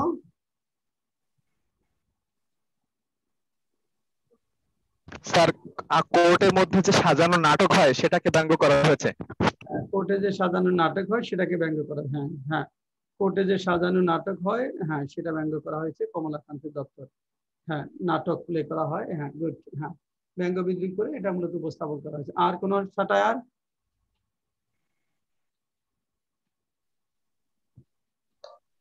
স্যার তারপর বঙ্কিমচন্দ্রের, হ্যাঁ বঙ্কিমচন্দ্রের, বঙ্কিমচন্দ্রের কোনটা? বিড়াল। বিড়াল আছে স্যার, এটা একটা স্যাটায়ার। বঙ্কিমচন্দ্র স্যার বিড়াল, বিড়াল। বিড়াল, এটা বিষয়বস্তু কি?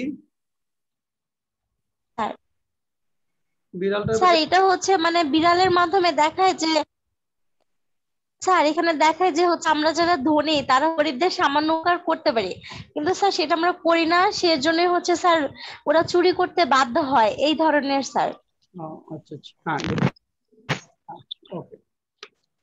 হ্যাঁ, বাংলা সাহিত্যের আরেকটা গুরুত্বপূর্ণ সাটায়ার দীর্ঘদিন ধরে, সেটা হলো বই কেনা। বই কেনাটা বাংলা সাহিত্যের একটা গুরুত্বপূর্ণ সাটায়ার। বই কেনাটা কেউ পড়েছেন? সৈয়দ মুজতবা আলী, বাংলা সাহিত্যের অন্যতম সাটারিস্ট, ব্যঙ্গ রচনাকারী সৈয়দ মুজতবা আলী বই কেনাটা একটা সাটায়ার। বই কেনার গল্পটা হলো এরকম, একজন মহিলা তার হাজবেন্ডকে গিফট করবেন, তো গিফট করার জন্য তিনি মার্কেটে যান, এই দোকান থেকে ওই দোকানে, এই দোকান থেকে ওই দোকানে, বিভিন্ন মার্কেটে ঘুরে বেড়াচ্ছেন। দোকানে গিয়ে দোকানদারের সব জিনিসপত্র নামাচ্ছেন, নামায়া তার পছন্দ হচ্ছে না, আবার আরেকটা দোকানে চলে যাচ্ছেন, সেখানে গিয়ে আবার সব কাপড় চোপড় যা আছে সব কিছু হয়তো আবার নামাচ্ছেন, অনেকক্ষণ দেখে টেকে তার পছন্দ হয় না, এভাবে ঘুরতে থাকতেছেন। মানে অনেক মেয়েদেরকে দেখবেন যে খালি এভাবে ঘুরতে থাকে, মানে দোকানদারকে গিয়ে সব জিনিস নামাবে, তারপরে পছন্দ না করে চলে আসবে, এরকম। তো তখন একজন দোকানদার বিরক্ত হয়ে তাকে বলছে যে আপনি আপনার এক কাজ করেন, আপনার হাজবেন্ডের জন্য একটা বই কিনে নিয়ে যান, না আপনার হাজবেন্ডও পড়তে পারবে, আপনিও পড়তে পারবেন। তখন সেই লেডি বলতেছে যে বইও তো ওর একখানা আছে, হ্যাঁ মানে বইও একখানা আছে, বিষয়টা হলো যেমন একটা জিনিস কিনতে চাচ্ছে যেটা নাই, মানে বই একখানা আছে কাজে আর বই দরকার নাই, করতেই চলবে, এইটা বোঝাচ্ছে। তো বাঙালির বই কেনার প্রতি যে আগ্রহ, একখানা বই আছে এতেই চলবে। হ্যাঁ, তার তো হয়তো একখানা বই ছিল, কিন্তু আপনি অনেক ফ্যামিলি পাবেন ঢাকাতে, ধরেন অনেক রিচ সোসাইটিতে যান, অনেক ফ্যামিলি দেখা যাবে যে একখানা বই আপনাকে দিতে পারবেন, আপনি যদি অতিথি হয়ে তাদের বাসায় যান, যদি একটা বই চান পড়ার জন্য, আপনাকে বই দিতে পারবে না। কিন্তু বই কেনার প্রতি বাঙালির যে আগ্রহ, অনীহা, সেই জিনিসটা মূলত এখানে তুলে ধরা হয়েছে। অ্যালিগরি রূপক বর্ণনা বা প্রতীকাশ্রয়ী কাহিনী, a literary form in which one story is told in the guise of another story, একটি সাহিত্যকর্ম যেখানে একটি গল্পের আড়ালে আরেকটি গল্প বলা হয়। হ্যাঁ, এখানে জিকে মেরে বউকে শেখানো, ওই টাইপের আর কি। অ্যালিগরি প্রতীকাশ্রয়ী কাহিনী। এরপরে মিথ রূপকথা, an ancient story about God and goddess, এখানে দেবদেবী সম্পর্কে, and their mysterious activities, এবং তাদের কল্পিত কাহিনী এবং তাদের রহস্যময় যে কর্মকাণ্ড আছে সেটা। গড এবং গডের সম্পর্কে হতে হবে, ব্যক্তি সম্পর্কে না। an ancient story about gods and goddess and their mysterious activities। আর লেজেন্ডা হলো ব্যক্তি সম্পর্কে, a story about a semi-god human figure, in it focuses are given on the greatness of human being, some supernatural beings may be involved in it। Legend লৌকিক কাহিনী যদি বলা হয় যে এখানে লৌকিক কাহিনী যারা মানুষ কিন্তু অনেকটা ক্ষমতাধর, মানে কিছু সুপার ন্যাচারাল শক্তির অধিকারী তারা। এখানে যদি আপনি বলেন আমাদের নবী হযরত মুহাম্মদ সাল্লাল্লাহু আলাইহি ওয়াসাল্লাম, গৌতম বুদ্ধ, এখানে আপনি হিন্দু ধর্মেও দেখবেন যে কিছু সাধু সন্ন্যাসীর কথা বলা হয় যারা মানুষ কিন্তু অনেক ক্ষমতাধর ছিলেন। তারা লৌকিক এখানে স্পিরিচুয়ালিজম প্র্যাকটিস করে ধ্যান করে করে বিশাল শক্তি সমস্ত অধিকারী করেছিলেন। স্রষ্টার সাথে তারা একটা কানেকশন করে তো অনেক কিছু দেখতে পারতেন, বলতে পারতেন, জানতে পারতেন, যেটা মানুষ বুঝতে পারতো না। এরকম যে কাহিনীগুলো সেটা মূলত লেজেন্ড। স্যার মিথের উদাহরণ দেওয়া যাবে কোনটা স্যার? মিথের উদাহরণ? মিথটা হলো দেবদেবীর সম্পর্কে কাহিনী, সম্পর্কে দেবদেবীর কাহিনী। এটা মূলত আমাদের এটা হিন্দু ধর্মে বেশি রয়েছে মিথগুলো, যে এই আরব্য রজনীর গল্পগুলো হবে না রূপকথা? আরব্য রজনীর গল্পে কি দেবদেবীর প্রসঙ্গ আছে? না, দেবদেবীর প্রসঙ্গ নেই। মনসা মঙ্গল না, আরব্য রজনীর গল্পে দেবদেবীর প্রসঙ্গ তো না, এগুলো মিথ হবে না, ওটা লেজেন্ড হতে পারে। আরব্য রজনীর গল্পটা আপনার ব্যক্তির ওটা লেজেন্ড হবে, লৌকিক কাহিনী আসবে। স্যার তাহলে কি বিভিন্ন মঙ্গল কাব্যটা হবে স্যার? মঙ্গল কাব্যগুলো? হ্যাঁ হ্যাঁ, মঙ্গল কাব্যগুলো, হ্যাঁ, যেখানে দেবদেবীর প্রসঙ্গ তুলে ধরা হয়েছে সেটা মূলত মিথ হবে। হ্যাঁ, মঙ্গল কাব্য। স্যার মিথ সবচেয়ে বেশি পাওয়া যাচ্ছে গ্রিক মিথ গুলা স্যার, যেমন জিউস বা এই ধরনের মিথ গুলা যেগুলো আছে। বা হিন্দু ধর্ম হচ্ছে এই গড্ডলিকা ছাড়া, গড্ডলিকা না, পরশুরামের কুঠার, এগুলা স্যার পাওয়া যায় আর কি। স্যার বাংলা সাহিত্যের মধ্যযুগের ইগুলো সাহিত্যকর্মগুলো? সবগুলো তো না, যেখানে দেব দেবীর কাহিনী বলা হয়েছে সেখানে মূলত এটা আসবে। তাহমিনার আক্তারিতে হাত দিয়েছেন, বলেন। স্যার আচ্ছা, এই যে মানে আপনি যে ডেফিনেশন গুলো বুঝালেন স্যার, ওইটা কি মানে মানে শুধু অর্থটা মনে রাখলেই হবে নাকি স্যার ডেফিনেশন গুলো স্যার মুখস্থ করা লাগবে? পরীক্ষা থাকবে তখন আপনি বুঝতে পারতে হবে এটা কি। যেমন এখানে আছে an ancient story about God and goddess and their mysterious activities is called, এখানে মিথ থাকবে, লেজেন্ড থাকবে, আরো সাটায়ার থাকবে। তাহলে এটা যে মিথ, এটা বুঝতে পারতে হবে। মানে স্যার তাহলে বুঝলেই হবে? আমার তো স্যার একদম পুঙ্খানুপুঙ্খ, না, তাহলে স্যার মুখস্থ করা দরকার নেই, আপনি বুঝলেই হবে। আপনার বুঝলেই হবে, এটা মুখস্থ করা দরকার নেই। একটা মিথের নাম বলেন তো। হ্যাঁ, মঙ্গল কাব্য, মঙ্গল কাব্যের মধ্যে তো দেবদেবীর কাহিনী আছে। হ্যাঁ, আর স্যার ওই অনুসুয়া হচ্ছে শকুন্তলার বান্ধবী, যে ওটা হচ্ছে মিথোলজিক্যাল চরিত্র স্যার। মিথ হচ্ছে বিভিন্ন চরিত্র বা হচ্ছে দেবদেবী আকারে আসে স্যার সাহিত্যে।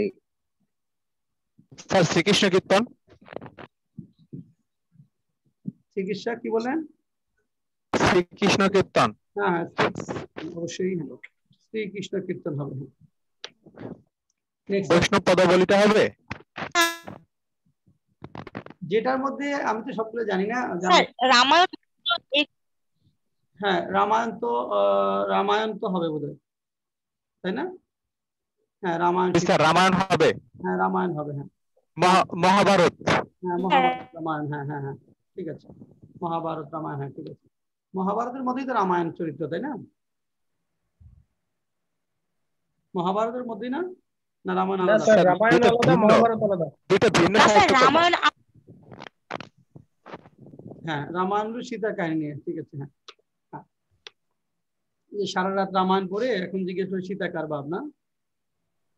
স্যার হ্যাঁ হ্যাঁ, এটা আসবে। হ্যাঁ,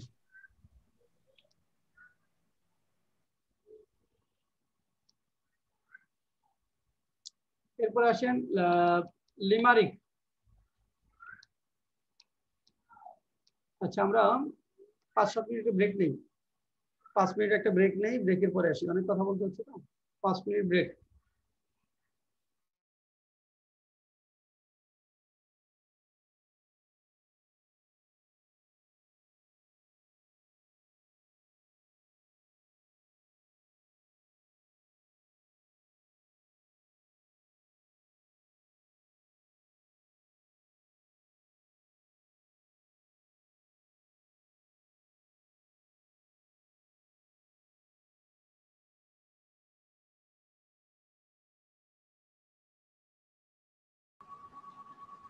দেখেন limerick. Limerick is a poem, is a form of poetry in 5 line, 5 লাইনের মজাদার কবিতা মূলত। An interesting poem of 5 lines, 5 লাইনের মজাদার কবিতা হলো লিমারিক। আর এরপরে পিউরিটান পোয়েট্রি, অর্থাৎ পিউরিটান যুগে এক ধরনের কবিতার আবির্ভাব ঘটে, সে তাদেরকে মূলত পিউরিটান পোয়েট্রি বলে। is concerned mainly topics related to the unworthiness of humankind before God, অর্থাৎ স্রষ্টার কাছে মানুষের আনওর্দিনেস, অর্থাৎ মানুষ কিছুই না, মানুষের কোনো মূল্য নেই, মানুষের সব কিছুই স্রষ্টাকে রাজি খুশি করবার জন্য, সেটাই মূলত পিউরিটান পোয়েট্রির মূল কথা। is concerned mainly topics related to the unworthiness of the humankind before God. Puritan held deep religious belief based on their perspective of Christianity. The Bible played an important role in the daily lives of the Puritans. Due to this influence, most Puritan writing is based on the styles of the Bible. John Milton, John Dryden, Edward Taylor are some of the most influential Puritan writers. মূলত বাইবেলের গল্প কেন্দ্রিক যে লেখাগুলো, গির্জার প্রশংসা গুণ কীর্তন করে যে লেখাগুলো, সেগুলো মূলত হলো পিউরিটান পোয়েট্রি। এখানে পিউরিটান যুগে ধর্মের, গির্জার বিশাল একটা প্রভাব ছিল, মানুষ ছিল ধর্মকেন্দ্রিক, অর্থাৎ এখানে খ্রিস্টিয়ানরা যেটা মূলত গির্জার বাইরে চিন্তা করতে খুব কম, ধর্মে যেভাবে বলা আছে সেভাবে জীবনযাপনের দিকে এমফাসিসটা দিয়েছে, অর্থাৎ মানুষের সবকিছু স্রষ্টাকে রাজি খুশি করবার জন্য। এটাই হলো এই পিউরিটান পোয়েট্রির মূল কথাগুলো। আর এখানে Bible played very important role in writing Puritan poetry. আর মেটাফিজিক্যাল পোয়েট্রি, পদবিদ্যামূলক একটু আগে দেখলাম, the poem that is written about the nature of the creator and intellectual philosophy is called metaphysical poetry. অর্থাৎ স্রষ্টার স্বরূপ কেমন, এখানে বুদ্ধিভিত্তিক যে ফিলোসফি, দর্শন শাস্ত্রের উপর ফোকাস করে স্রষ্টার স্বরূপ, আকৃতি, এই বিষয়গুলো যেগুলা ম্যাটেরিয়ালি টাচ করা যায় না, এরকম বিষয় নিয়ে যে লেখাগুলো, সেটা হলো আমাদের metaphysical poetry. John Donne is considered the founder of metaphysical poetry. Cavalier poetry.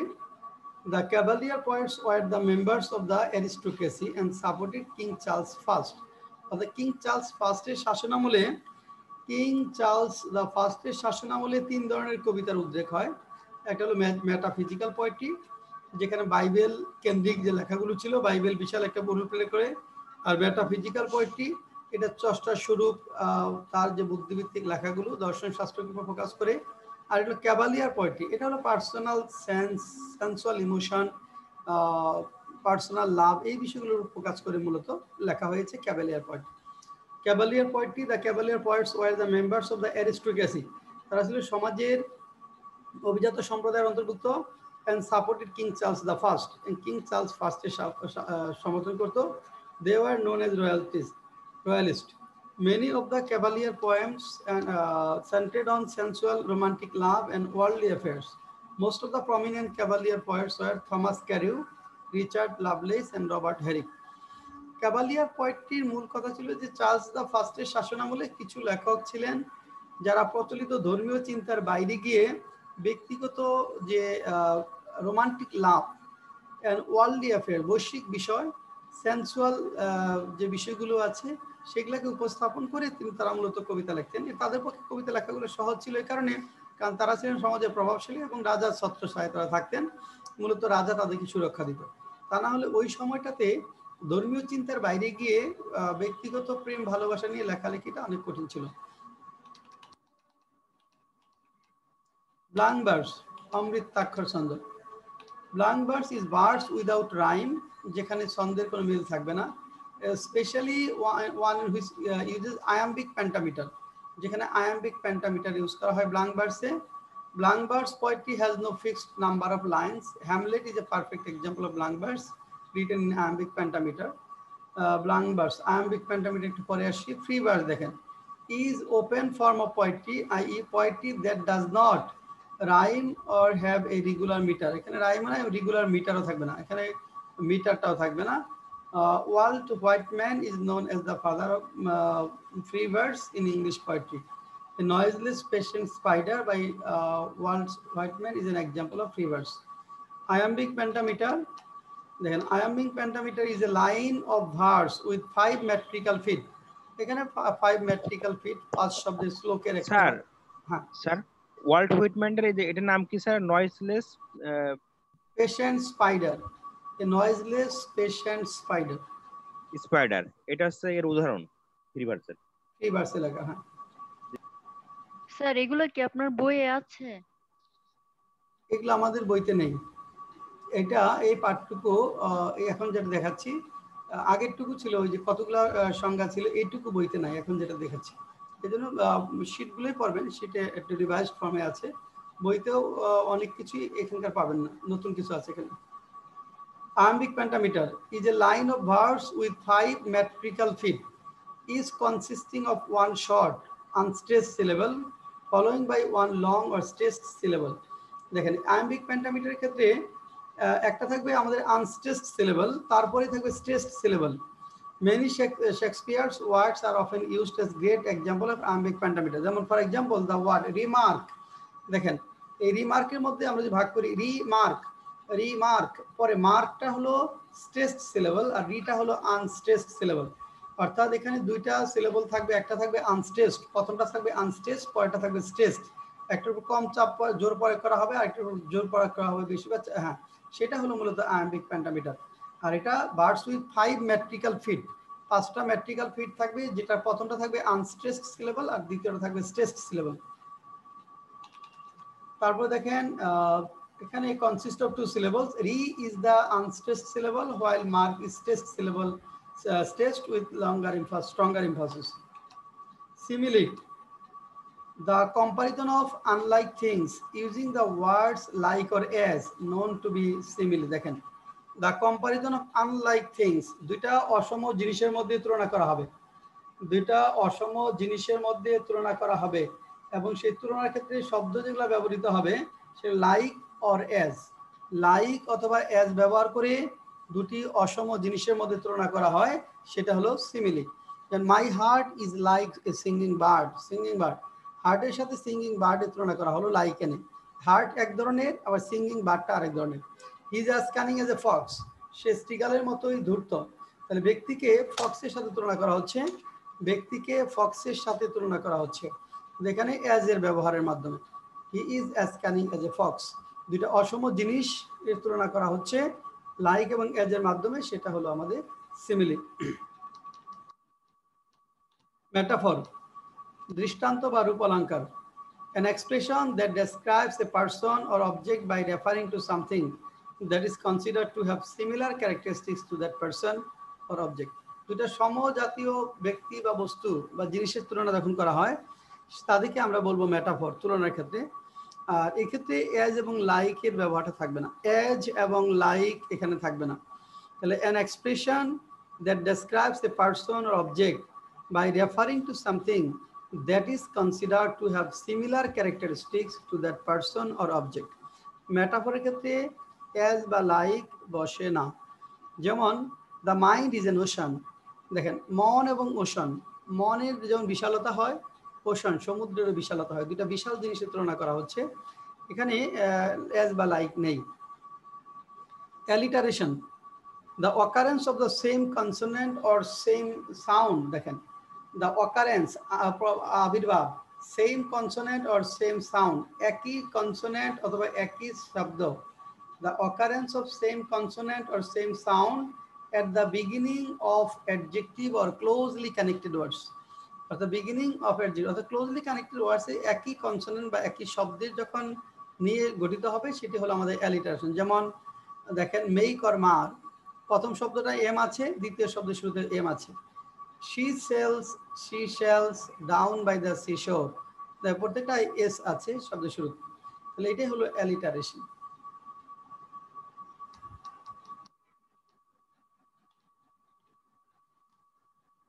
তারপরে দেখেন personification, ব্যক্তিরূপে Prakash.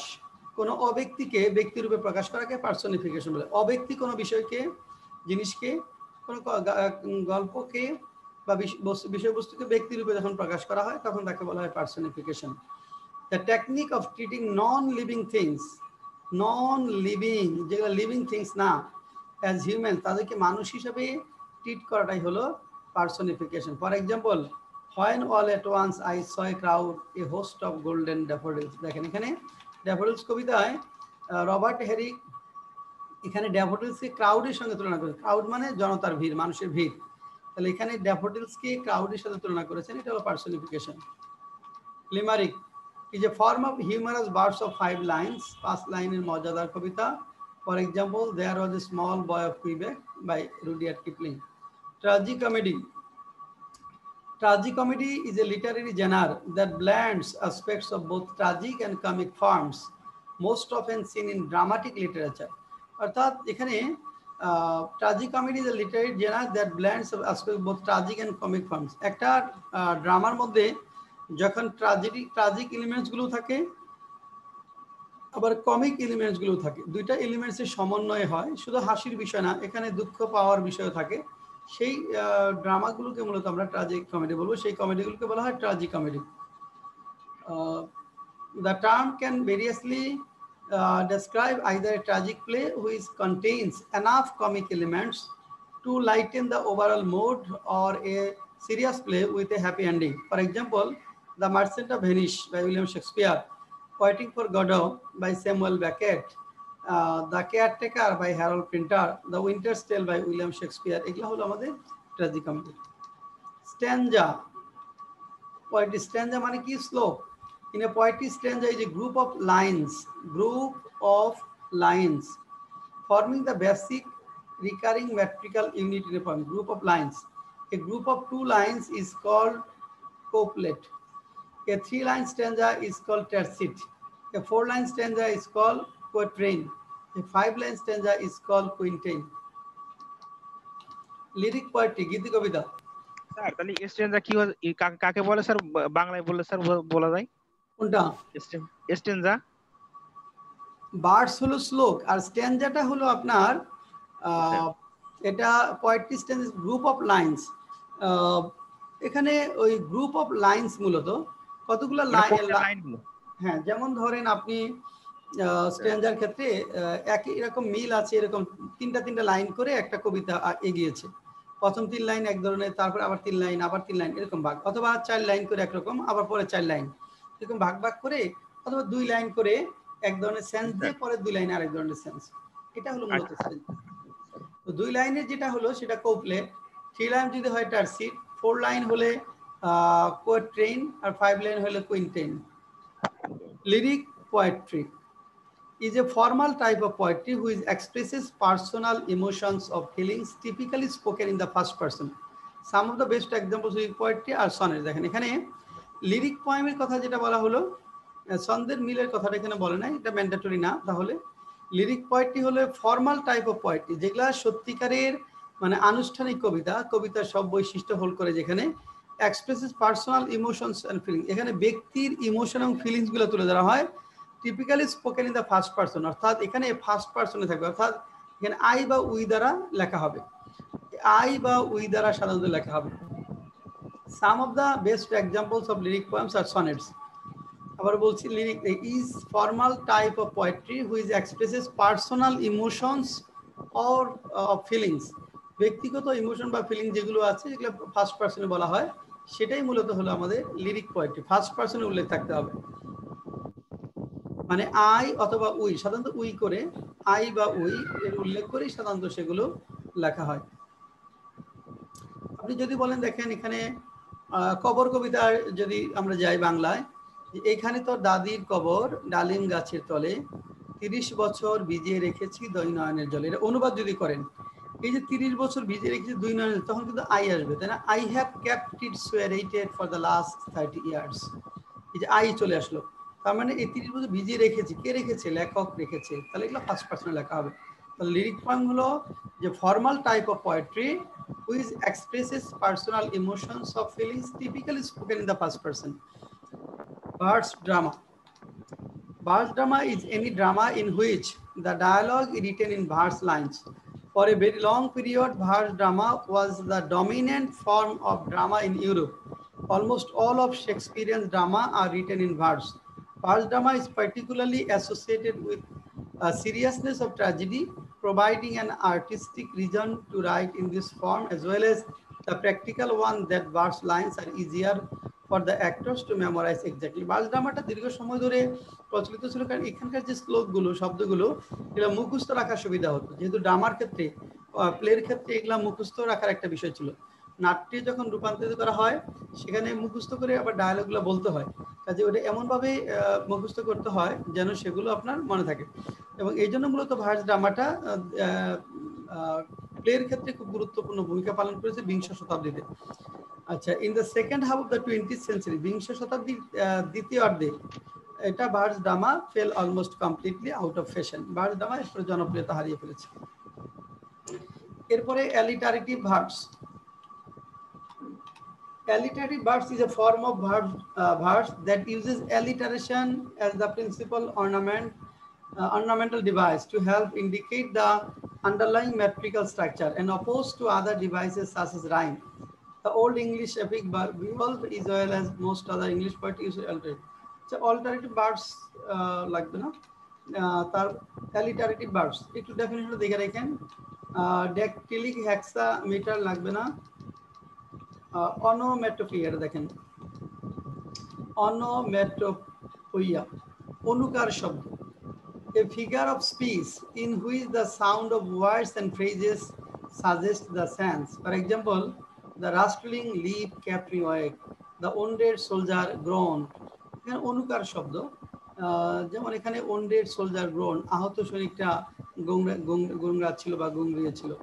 figure of speech in which sound of words phrases suggest the sense, অর্থাৎ এই সাউন্ডটা মূলত আপনাকে সেন্সটা ধরবার সুযোগ দেয়। যে গোংরানি, তাহলে এখানে তাহলে অনেক আহত ছিল, মানে অনেক ব্যথিত ছিল, এটা বোঝাচ্ছে। Are the রাস্টলিং leaf kept me awake, অর্থাৎ পাতার ঝনঝনানি শব্দ আমাকে জেগে রেখেছিল, শব্দটাই মূলত এখানে ফোকাস করা হয়েছে। হাইকো লাগবে না। আয়রনিটা ভালো করে দেখেন, irony, the use of words to convey the opposite of their literary meaning. দেখেন, the use of words to convey the opposite of their literary meaning মানে কি? the use of word to convey the opposite of their literary meaning, অর্থাৎ এমন শব্দ ব্যবহার করা যেটা শব্দগতভাবে যে অর্থটা দিচ্ছে বাস্তবে তার থেকে ভিন্ন অর্থ দেয়। শব্দে লিটারেরি মিনিং অর্থাৎ শব্দগতভাবে যে মিনিংটা দিচ্ছে এটা তার থেকে ভিন্ন মিনিংটা দিয়ে থাকে। A statement or situation where the meaning is contradicted by the appearance or presentation of the idea. নিন্দা চলে প্রশংসা, প্রশংসা চলে নিন্দা হলে বিদ্রুপ হয়। এখানে দেখেন, the boy showed his merit by making 20 mistakes in 10 minutes. খেয়াল করে দেখেন, বালকটি 10 মিনিটে 20টি ভুল করে তার প্রতিভা জাহির করেছে। তাহলে দেখেন এখানে লিটারি মিনিং কি বলছে, প্রতিভা জাহির করেছে, কিন্তু আবার পরে বলছে যে 10 মিনিটে 20টা ভুল করে প্রতিভা জাহির করেছে। তাহলে আসলে সে তো প্রতিভাবান না, তাই না? এখানে লিটারি বলা হচ্ছে সে প্রতিভাবান না, কিন্তু এখানে মিনিংটা হলো এক্সাক্ট মিনিংটা হলো সে প্রতিভাবান না, কিন্তু লিটারি বলা হচ্ছে যে সে প্রতিভা দেখিয়েছে, সেন্সটা ভিন্ন দিচ্ছে। যেমন আপনি বলেন ছেলে ভালো তবে মাঝে মধ্যে ইয়াবা খায়। মেয়ে বিয়ে দিতে যাবেন, ধরেন মেয়ের ছেলে সম্পর্কে খোঁজ নিতে গেছেন, সবই বলছেন ছেলে ভালো, মাঝে মধ্যে একটু ইয়াবা টিয়াবা খায়। তাহলে দেখেন এখানে কি করলেন আপনি, এটা যদি কেউ শুনে তাহলে তো সেখানে মেয়ে বিয়ে দেওয়ার কথা না, তাই না?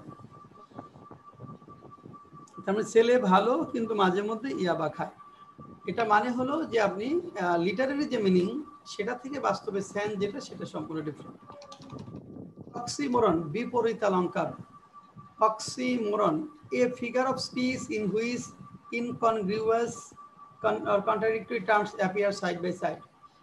বিপরীত অলঙ্কার মানে বিপরীতমুখী দুটো শব্দ পাশাপাশি আসবে। যেমন ওপেন সিক্রেট, উন্মুক্ত রহস্য। যে জিনিসটা ওপেন সেটা সিক্রেট হওয়ার কথা না। বিউটিফুলি পেইনফুল, বিউটিফুলি পেইনফুল মানে বিউটিফুল জিনিসটা তো পেইনফুল হওয়ার কথা না। তাহলে ওপেন সিক্রেট, বিউটিফুলি পেইনফুল, এটা হলো অক্সিমরন। কোপলেট, দ্বিপদী পদ। A couplet is a literary device which can be sir অক্সিমরনটা কি কি বোঝাচ্ছে sir? A figure of speech in which in মানে বাংলাটা কি হবে sir? or contradictory terms appear side by side. এটা contradictory terms মানে দুটো বিপরীতমুখী ধারণা পাশাপাশি বসে। এটা বিপরীতমুখী ধারণা, যেমন ওপেন সিক্রেট, দুটো বিপরীতমুখী। যেটা ওপেন সেটা তো সিক্রেট হওয়ার কথা না, তাই না? কথা না, জি স্যার। আবার বিউটিফুলি পেইনফুল, যে জিনিসটা বিউটিফুল সেটা পেইনফুল হবে কেন? হ্যাঁ, বিউটিফুলি পেইনফুল।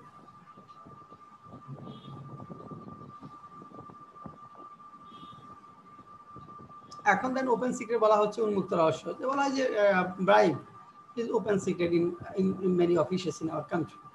সবাই জানে যেখানে ওপেন সিক্রেট, এটা সবাই জানে, যেখানে গেলে দিতে হবে আপনাকে, এটা কিছু দিতে হবে, না দিলে আপনার কাজ হবে না। এটা হলো আপনার ওপেন সিক্রেট। বিউটিফুলি পেইনফুল, একটা এক্সাম্পল বলেন তো beautifully painful.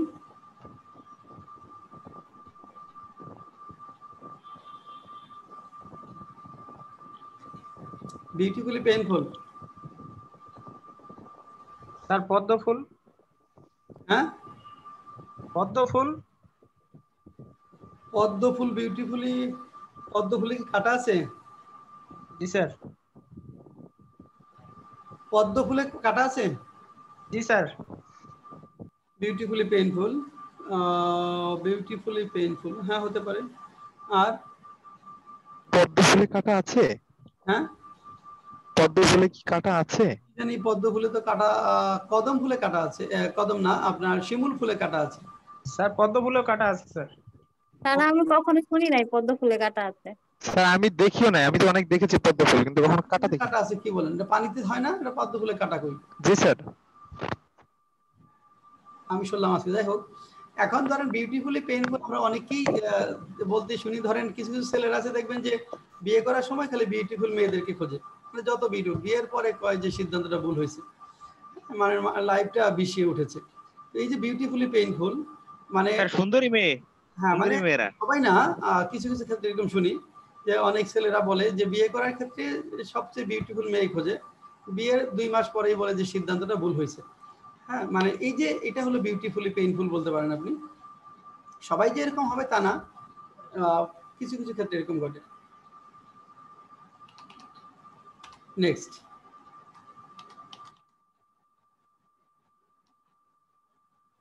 couplet. A couplet is a literary device which can be defined as having 2 successive rhyming lines in a verse and has the same meter to form complete thought. It could be an independent poem or could be a part of other poems such as sonnets in Shakespeare's poetry. If couplet has the ability to stand apart from the rest of the poem, it is an independent and hence it is called closed couplet. A couplet which cannot render a proper meaning alone is called an open couplet. দেখেন এখানে couplet মানে দ্বিপদী শ্লোক, যেটা যেখানে এই শ্লোকের ক্ষেত্রে define having 2 successive rhyming lines, যেখানে 2 ধরনের রাইমিং লাইন থাকবে পাশাপাশি। এই 2 ধরনের রাইমিং লাইনসের মধ্যে কিছু কিছু ক্ষেত্রে দেখা যাবে যে আপনার হয়তো 3 লাইনের একটা আছে, 4 লাইন, প্রথম 4 লাইনে আপনি পড়ে সম্পূর্ণ অর্থ একটা অর্থ চলে আসে, আর দ্বিতীয় 4 লাইনটা আবার আলাদা। আবার অনেক সময় দেখা যাচ্ছে এই প্রথম 4 লাইন পড়ে সেন্সটা ক্লিয়ার হয় না, দ্বিতীয় 4 লাইন পড়তে হয়। তো এরকম যখন হবে যে যখন প্রথম অংশটুকু পড়ে সেন্সটা ক্লিয়ার হয়ে যাবে, সেটা হবে ইন্ডিপেন্ডেন্ট কোপলেট বা ক্লোজড কোপলেট। আবার যখন সেন্সটা ক্লিয়ার হবে না, তখন সেটা হবে আপনার ওপেন কোপলেট, তখন সেটা হবে ওপেন কোপলেট। এই জিনিসটা জানলেই হবে। অ্যানেকডোট, কোনো ব্যক্তি বা ঘটনাকে কেন্দ্র করে ছোটখাটো আকর্ষণীয় গল্প।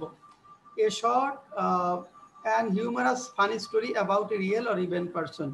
Anaphora, the repetition of the same word or phrase at the beginning of successive clause or verses. অর্থাৎ পরবর্তী ভার্সে একই শব্দের যখন রিপিটেশন হবে সেটা হলো অ্যানাফোরা। একই শব্দের যদি রিপিটেশন হয়, যেন every day, every night, in every way I am getting better and better, এটা হলো anaphora. Antithesis is a rhetorical device in which two opposite ideas are put together in a sentence to achieve contradictory fact. Anaphora, antithesis, দুটি বিপরীতমুখী তুলে ধরা হয়। For example, man proposes, God disposes. Antithesis, a rhetorical device in which two opposite ideas are put together in a sentence to achieve contrasting effect. Sir antithesis অর্থ কি sir? Antithesis, জি sir. Antithesis অর্থ কি জানেন বলেন তো? Sir বৈপরীত্য।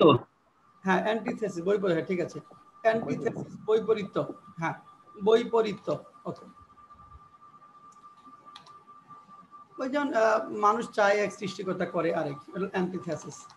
এরপরে quotation গুলো আপনাদের পড়ে নিতে হবে। যেমন এখানে কোটেশনের ক্ষেত্রে quotation from the writes of William Shakespeare, William শেক্সপিয়ারের লেখাগুলো থেকে কোটেশন, যেমন to be or not to be, that is the question, a famous soliloquy of Hamlet, হ্যামলেটের question, frailty is the name of women, Hamlet, brevity is the soul of wit, Hamlet, neither a borrower or lender be, Hamlet, when sorrows come they come not single spices but in battalions, Hamlet. এইভাবে এখানে William Shakespeare থেকে quotation আছে probably আপনার কয়টা, 22টা, এটা পড়বেন। তারপরে S T Coleridge, alone alone all alone, alone on a wide wide sea, rime of ancient ম্যারিনারের water everywhere not a single drop to drink, the rime of ancient mariner, he played best who loves best all things both great and small, the rime of ancient mariner. C number quotation from the writes of William Wordsworth, এখানে the child is the father of man, কোথায় আছে the my heart leaps up, এটা the রেইনবোতে আছে, so the rainbow.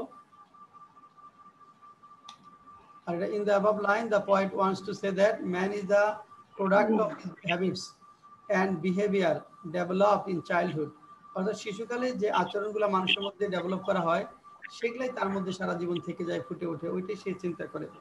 এই জন্য proper sir এইভাবে quotation সব মুখস্থ করলে কি স্যার মনে থাকে? কোটেশন গুলো আসলে পড়তে থাকতে হবে, যতটা মনে থাকে। সব তো মনে থাকতে চাইবে না, মানে গল্প আকার আমরা পড়বো, হ্যাঁ গল্পের তো পড়ে সবগুলো কভার করতে পারবেন না, এটা গল্প আকারে দুই একটা হয়তো পাওয়া যাবে। সবচেয়ে ভালো সবগুলা মানে এই লেখাগুলো পড়ে যদি করেন তাহলে হয় মনে থাকে ভালো। আপনি তো সবগুলো গল্প পড়ে অল্প অল্প করে পড়া দিয়ে দেন। হ্যাঁ, অল্প অল্প করে পড়া দিয়ে দেন। হ্যাঁ না ওইটা বলছি, পড়তে থাকবেন যে কটা মনে থাকে, তারপর পরীক্ষা নেব। এখন দেখেন এখানে তারপরে স্যার, হ্যাঁ আর যেগুলো পারা যায় স্যার আপনি একটু হালকা একটু বুঝাই দিলে ভালো হয় স্যার। আপনি যেগুলো স্যার আছে ওগুলো একটু বুঝাই দিলে আমাদের সুবিধা হয়। এটা তো বোঝানোর কিছু না, এটা তো আপনি সবগুলো বুঝবেন, সবগুলো বাংলা মিনিং তো আপনার পারবেনই। সবগুলো বাংলা মিনিং তো পারাই যাবে সবই, এখানে তো সবগুলো বাংলা মিনিং পারবেনই। এটা প্রত্যেকটা বুঝাইতে গেলে সময় লেগে যাবে প্রচুর।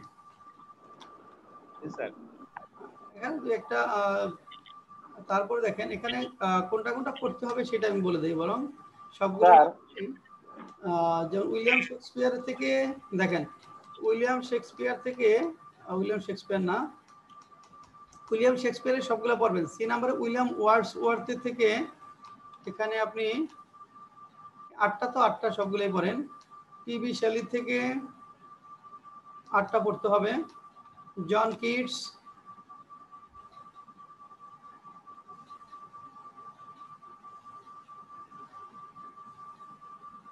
আটটা পড়তে হবে। জন মিল্টন,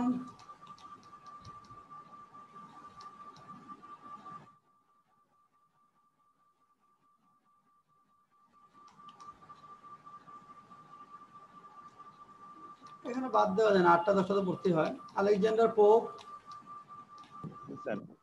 পড়তে হবে সবগুলাই। ফ্রান্সিস বেকন,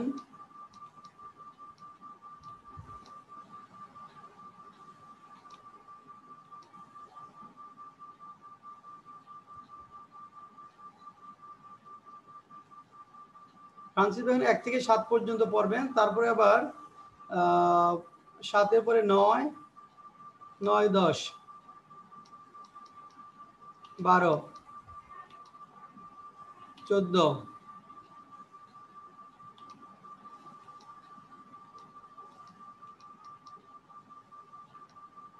উচ্চ ধরে পড়েন।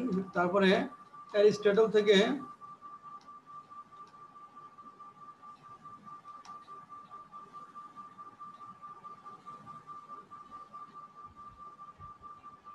দশটায় পড়তে হবে। প্লেটো,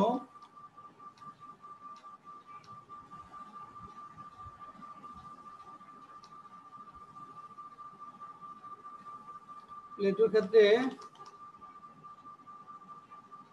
1 নাম্বার পড়বেন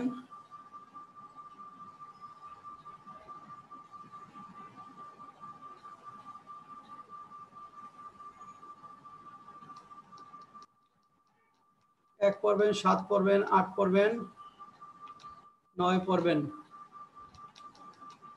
1, 7, 8, 9। সক্রেটিস 1 নাম্বার পড়বেন 2,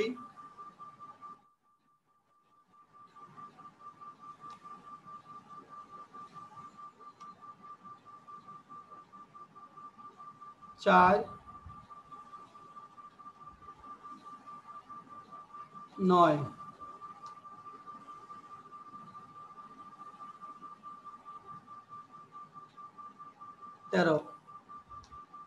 এই তো, এই আজকে যা পড়লাম এটার উপর আগামী পরশুদিন আপনাদের পরীক্ষা হবে।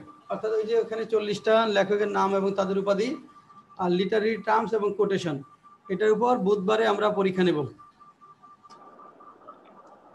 বুধবারে কোটেশন গুলো কি স্যার গল্প আকারে পাওয়া যায় সব, না অধিকাংশ পাওয়া যায় না?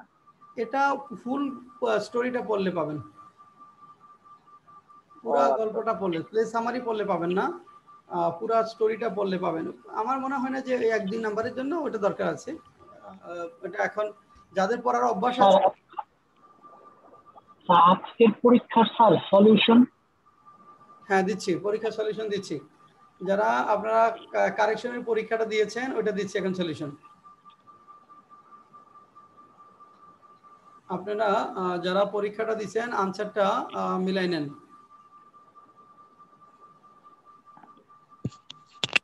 আগের বেসে যারা আছেন তারা লিভ নিতে পারেন, আগের বেসে যারা আছেন তারা লিভ নিতে পারেন। দেখেন আনসারটা মিলান 26। আপনার আনসারটা মিলে স্কোরটা করেন।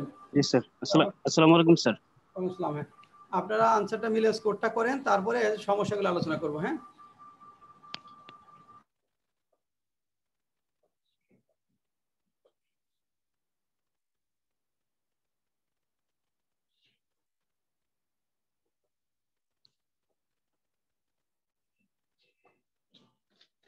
স্যার লিটারেচার তো বিসিএস এর প্রিলিমিনারি ছাড়া অন্যান্য চাকরির পরীক্ষা আসে না বললেই চলে। আর আসে তো শুধু প্রিলিতে, রিটেনের তো আসে না। সেক্ষেত্রে মানে 15 নাম্বারের মধ্যে 15 টার্গেট খুব কম মানুষের থাকে, আমার পার্সোনালি নাই। 8-9 নাম্বার পেলেই হবে এখানে। 8-9 জি স্যার। স্যার 8 মার্কসের জন্য পড়াটা কম্পেয়ারলি অনেক বেশি হয়ে যাচ্ছে স্যার। কোনো সাজেশন অনুসারে পড়া কি ঠিক হবে? আমি আর যেটুকু পড়াবো কমই পড়াবো, এটুকু পড়তেই হবে। আজকে যেটা পড়াইছি এটুকু পড়তেই হবে, আজকে যেটুকু পড়াইছি এটুকু পড়তেই হবে, এটুকু এখানে বাদ। স্যার আজকে টুকু নিয়ে কোনো অবজেকশন নেই, কিন্তু এই যে 26 জনের ডিটেইলস পড়তে গেলে মনে হয় 8 নাম্বারের জন্য অনেক বেশি পড়ে ফেলছি। সব ডিটেইলস পড়তে হবে না, কারগুলো ডিটেইলস পড়তে হবে, কোনগুলো ডিটেইলস পড়তে হবে না ওটা ক্লাসে পাবেন। হ্যাঁ ঠিক আছে, থ্যাংক ইউ স্যার। ক্লাসে যেটুকু পড়াবো ওটুকু পড়বেন শুধু, আর প্রিভিয়াস ইনশাআল্লাহ।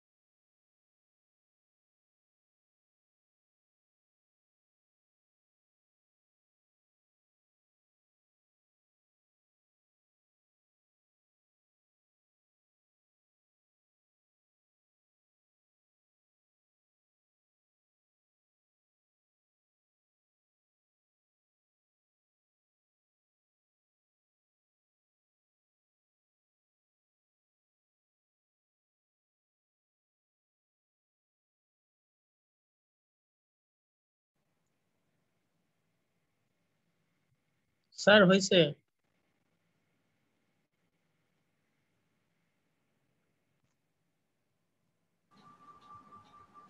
হ্যাঁ বলেন, স্কোর বলেন। স্যার সবুজ আলী 39। সবুজ আলী 39, গুড। তারপর স্যার তুইন মোস্তফা 38। তুইন মোস্তফা 38, হ্যাঁ নেক্সট।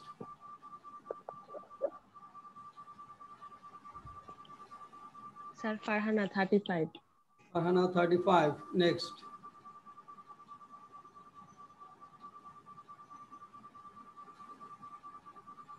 স্যার সুরুজ আলী 40 টাকা করছে স্যার 32.5। তারপর 32.5, হ্যাঁ next.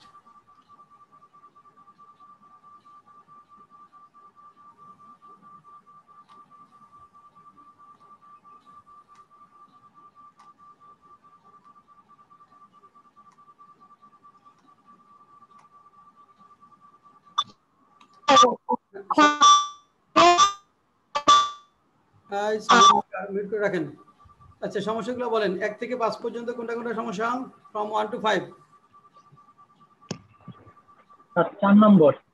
4 number. Did you know how I was that there. একটা বাক্যে দুইবার প্রশ্ন করা যায় না, যেহেতু ডিড দ্বারা প্রশ্ন করেছেন ওয়াজটা সাবজেক্টের পরে চলে যাবে। Did you know how I was there the day before yesterday.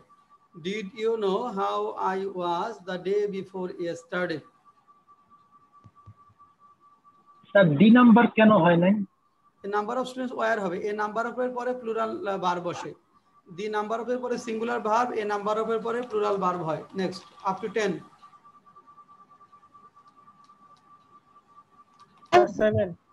7।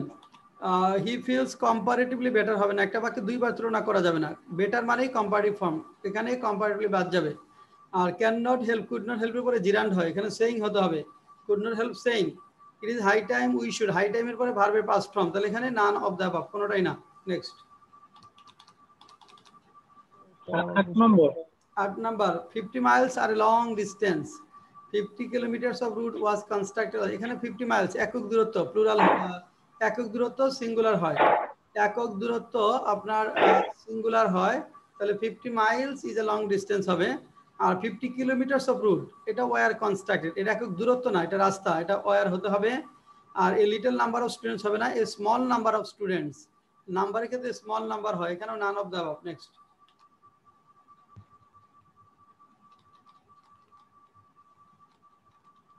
হ্যাঁ তারপর 12। I availed এর পর একটা রিফ্লেক্সিভ প্রোনাউন হয়, I availed myself of the opportunity, I availed myself of the opportunity।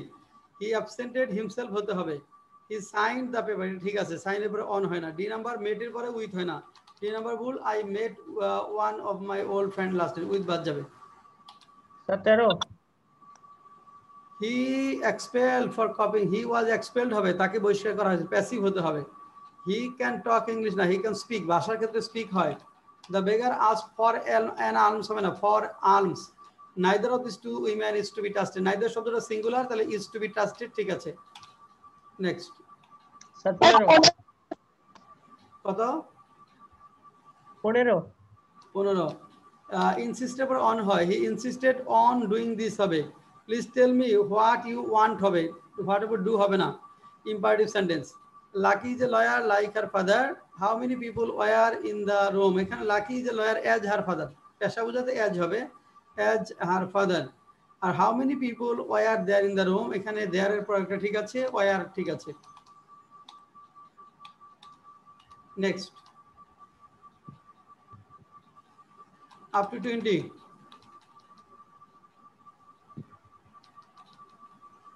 Sir 19। up to 25। Sir 19। 19। The Bay of Bengal is to the south of, বাংলাদেশের দক্ষিণে, বাইরের অংশ বেশি, টু হবে। আর হিমালয়েস এখানে বাংলাদেশের উত্তরে সীমানার বাইরে, টু হতে হবে। Sadarghat is to the south of Dhaka, is in the, ঢাকার ভিতরে, এটা ইন হবে।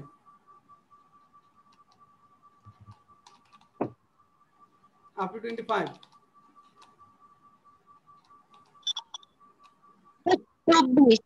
24। The cattle শব্দটা প্লুরাল, 5 ডিয়ার, ডিয়ার এর পরে এস হয় না। He gave me much information, সবগুলাই কারেক্ট এখানে। Up to 30। 27 স্যার। 27। এখানে দেখেন $10, $10টা মনির ইজ ক্যাপাবল। এখানে দেখেন মনির ইজ ক্যাপাবল অফ ডুইং হতে হবে I have ability to do this. এখানে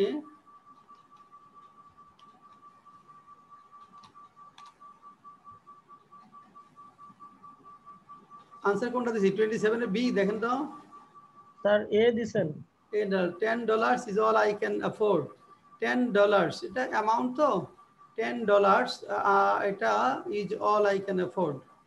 $10 is all, এটা হলো ইউনিট আসলো, এখানে ইউনিট আনকাউন্টেবল নাউন। হ্যাঁ, এটা is all I can afford। 50 টাকা is all I can afford এরকম। ডলারের সঙ্গে এস হবে কিন্তু নাউনটা হবে, ভার্বটা হবে সিঙ্গুলার। Up to 30। 28। 27 বলছি। $10 uncountable noun. 28। This is a true fact. Fact, fact মানে সত্য ঘটনা, ট্রু বাদ যাবে। Walking along the road my head was blown off হবে না, হলো while I was walking along the road, এটা হবে B number, while I was walking along the road. He knows English, English well, ওয়েলটা পরে যাবে। হি নোস ইংলিশ ওয়েল, ওয়েলটা শেষে বলবে। I have not seen him for many days, D নাম্বারটা correct. Sir 29। 29 কোনটা কনফিউশন বলেন? Sir confusion sir C number. C number. His her economical condition is not, economic condition অর্থনৈতিক অবস্থা, economical হলো মিতব্যয়ী, ইকোনমিক্যাল হলো মিতব্যয়ী। Next.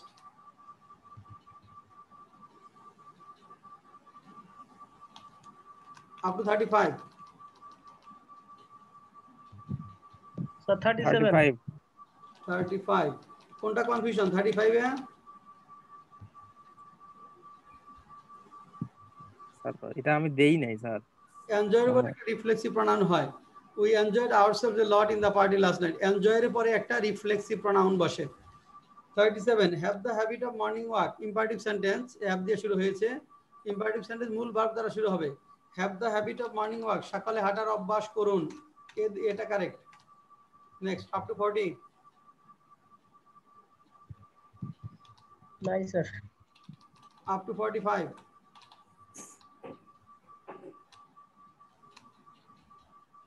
up to 50। Sir 43 sir. 43 কোনটা কনফিউশন? এটা মেরি সামবডি, কাউকে বিয়ে দেওয়া, marry somebody off. Mister Kamrul has married his daughter, অফটা পরে যাবে। ম্যারি সামবডি অফ, ওই সামবডি জায়গায় আসবে একটা অবজেক্ট, অফটা শেষে যাবে।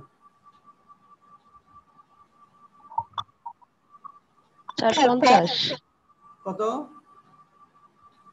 49 বুঝি না। 47 47 স্যার। 39 স্যার 49। ও আচ্ছা আচ্ছা 49। ওকে। কলম্বাস, এটা ভুল। কলম্বাস এটা হবে এখানে ডিসকভার্ড আমেরিকা, অজানা জিনিস খুঁজে পাওয়া। আর মার্কনি এটা হবে invented. He help you and me, সে তোমাকে এবং আমাকে সাহায্য করেছিল। ট্রানজিটিভ ভার্বের পরে অবজেক্টিভ ফর্ম হয়, এটা তোমাকে, ইউর অর্থ তোমাকে, তাহলে মি হবে আমাকে।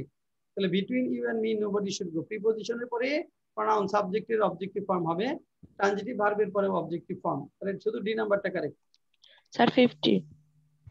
স্যার 49 এর স্যার সি নাম্বারটা বুঝি নাই স্যার। 50 কোনটা কনফিউশন? স্যার 49 এর সি নাম্বার এ দিছি, এটা কি হবে? English is easy to be learn, অ্যাডজেক্টিভের পরে ইনফিনিটিভের প্যাসিভ হয় না। অ্যাডজেক্টিভ ইজি আছে, ইজি টু লার্ন, অ্যাডজেক্টিভের পরে ইনফিনিটিভের প্যাসিভ হবে না। হ্যাঁ 49 আর কোনটা? স্যার 49 এর সি নাম্বারটা স্যার কি হবে? Right. D C. B number তো বললাম মার্কনি, এটা ইনভেন্টেড, যন্ত্রপাতি আবিষ্কার করা, ইনভেন্ট। সি নাম্বার হবে he help you and me হতে হবে, সে তোমাকে এবং আমাকে সাহায্য করেছিল, অবজেক্টিভ ফর্মে।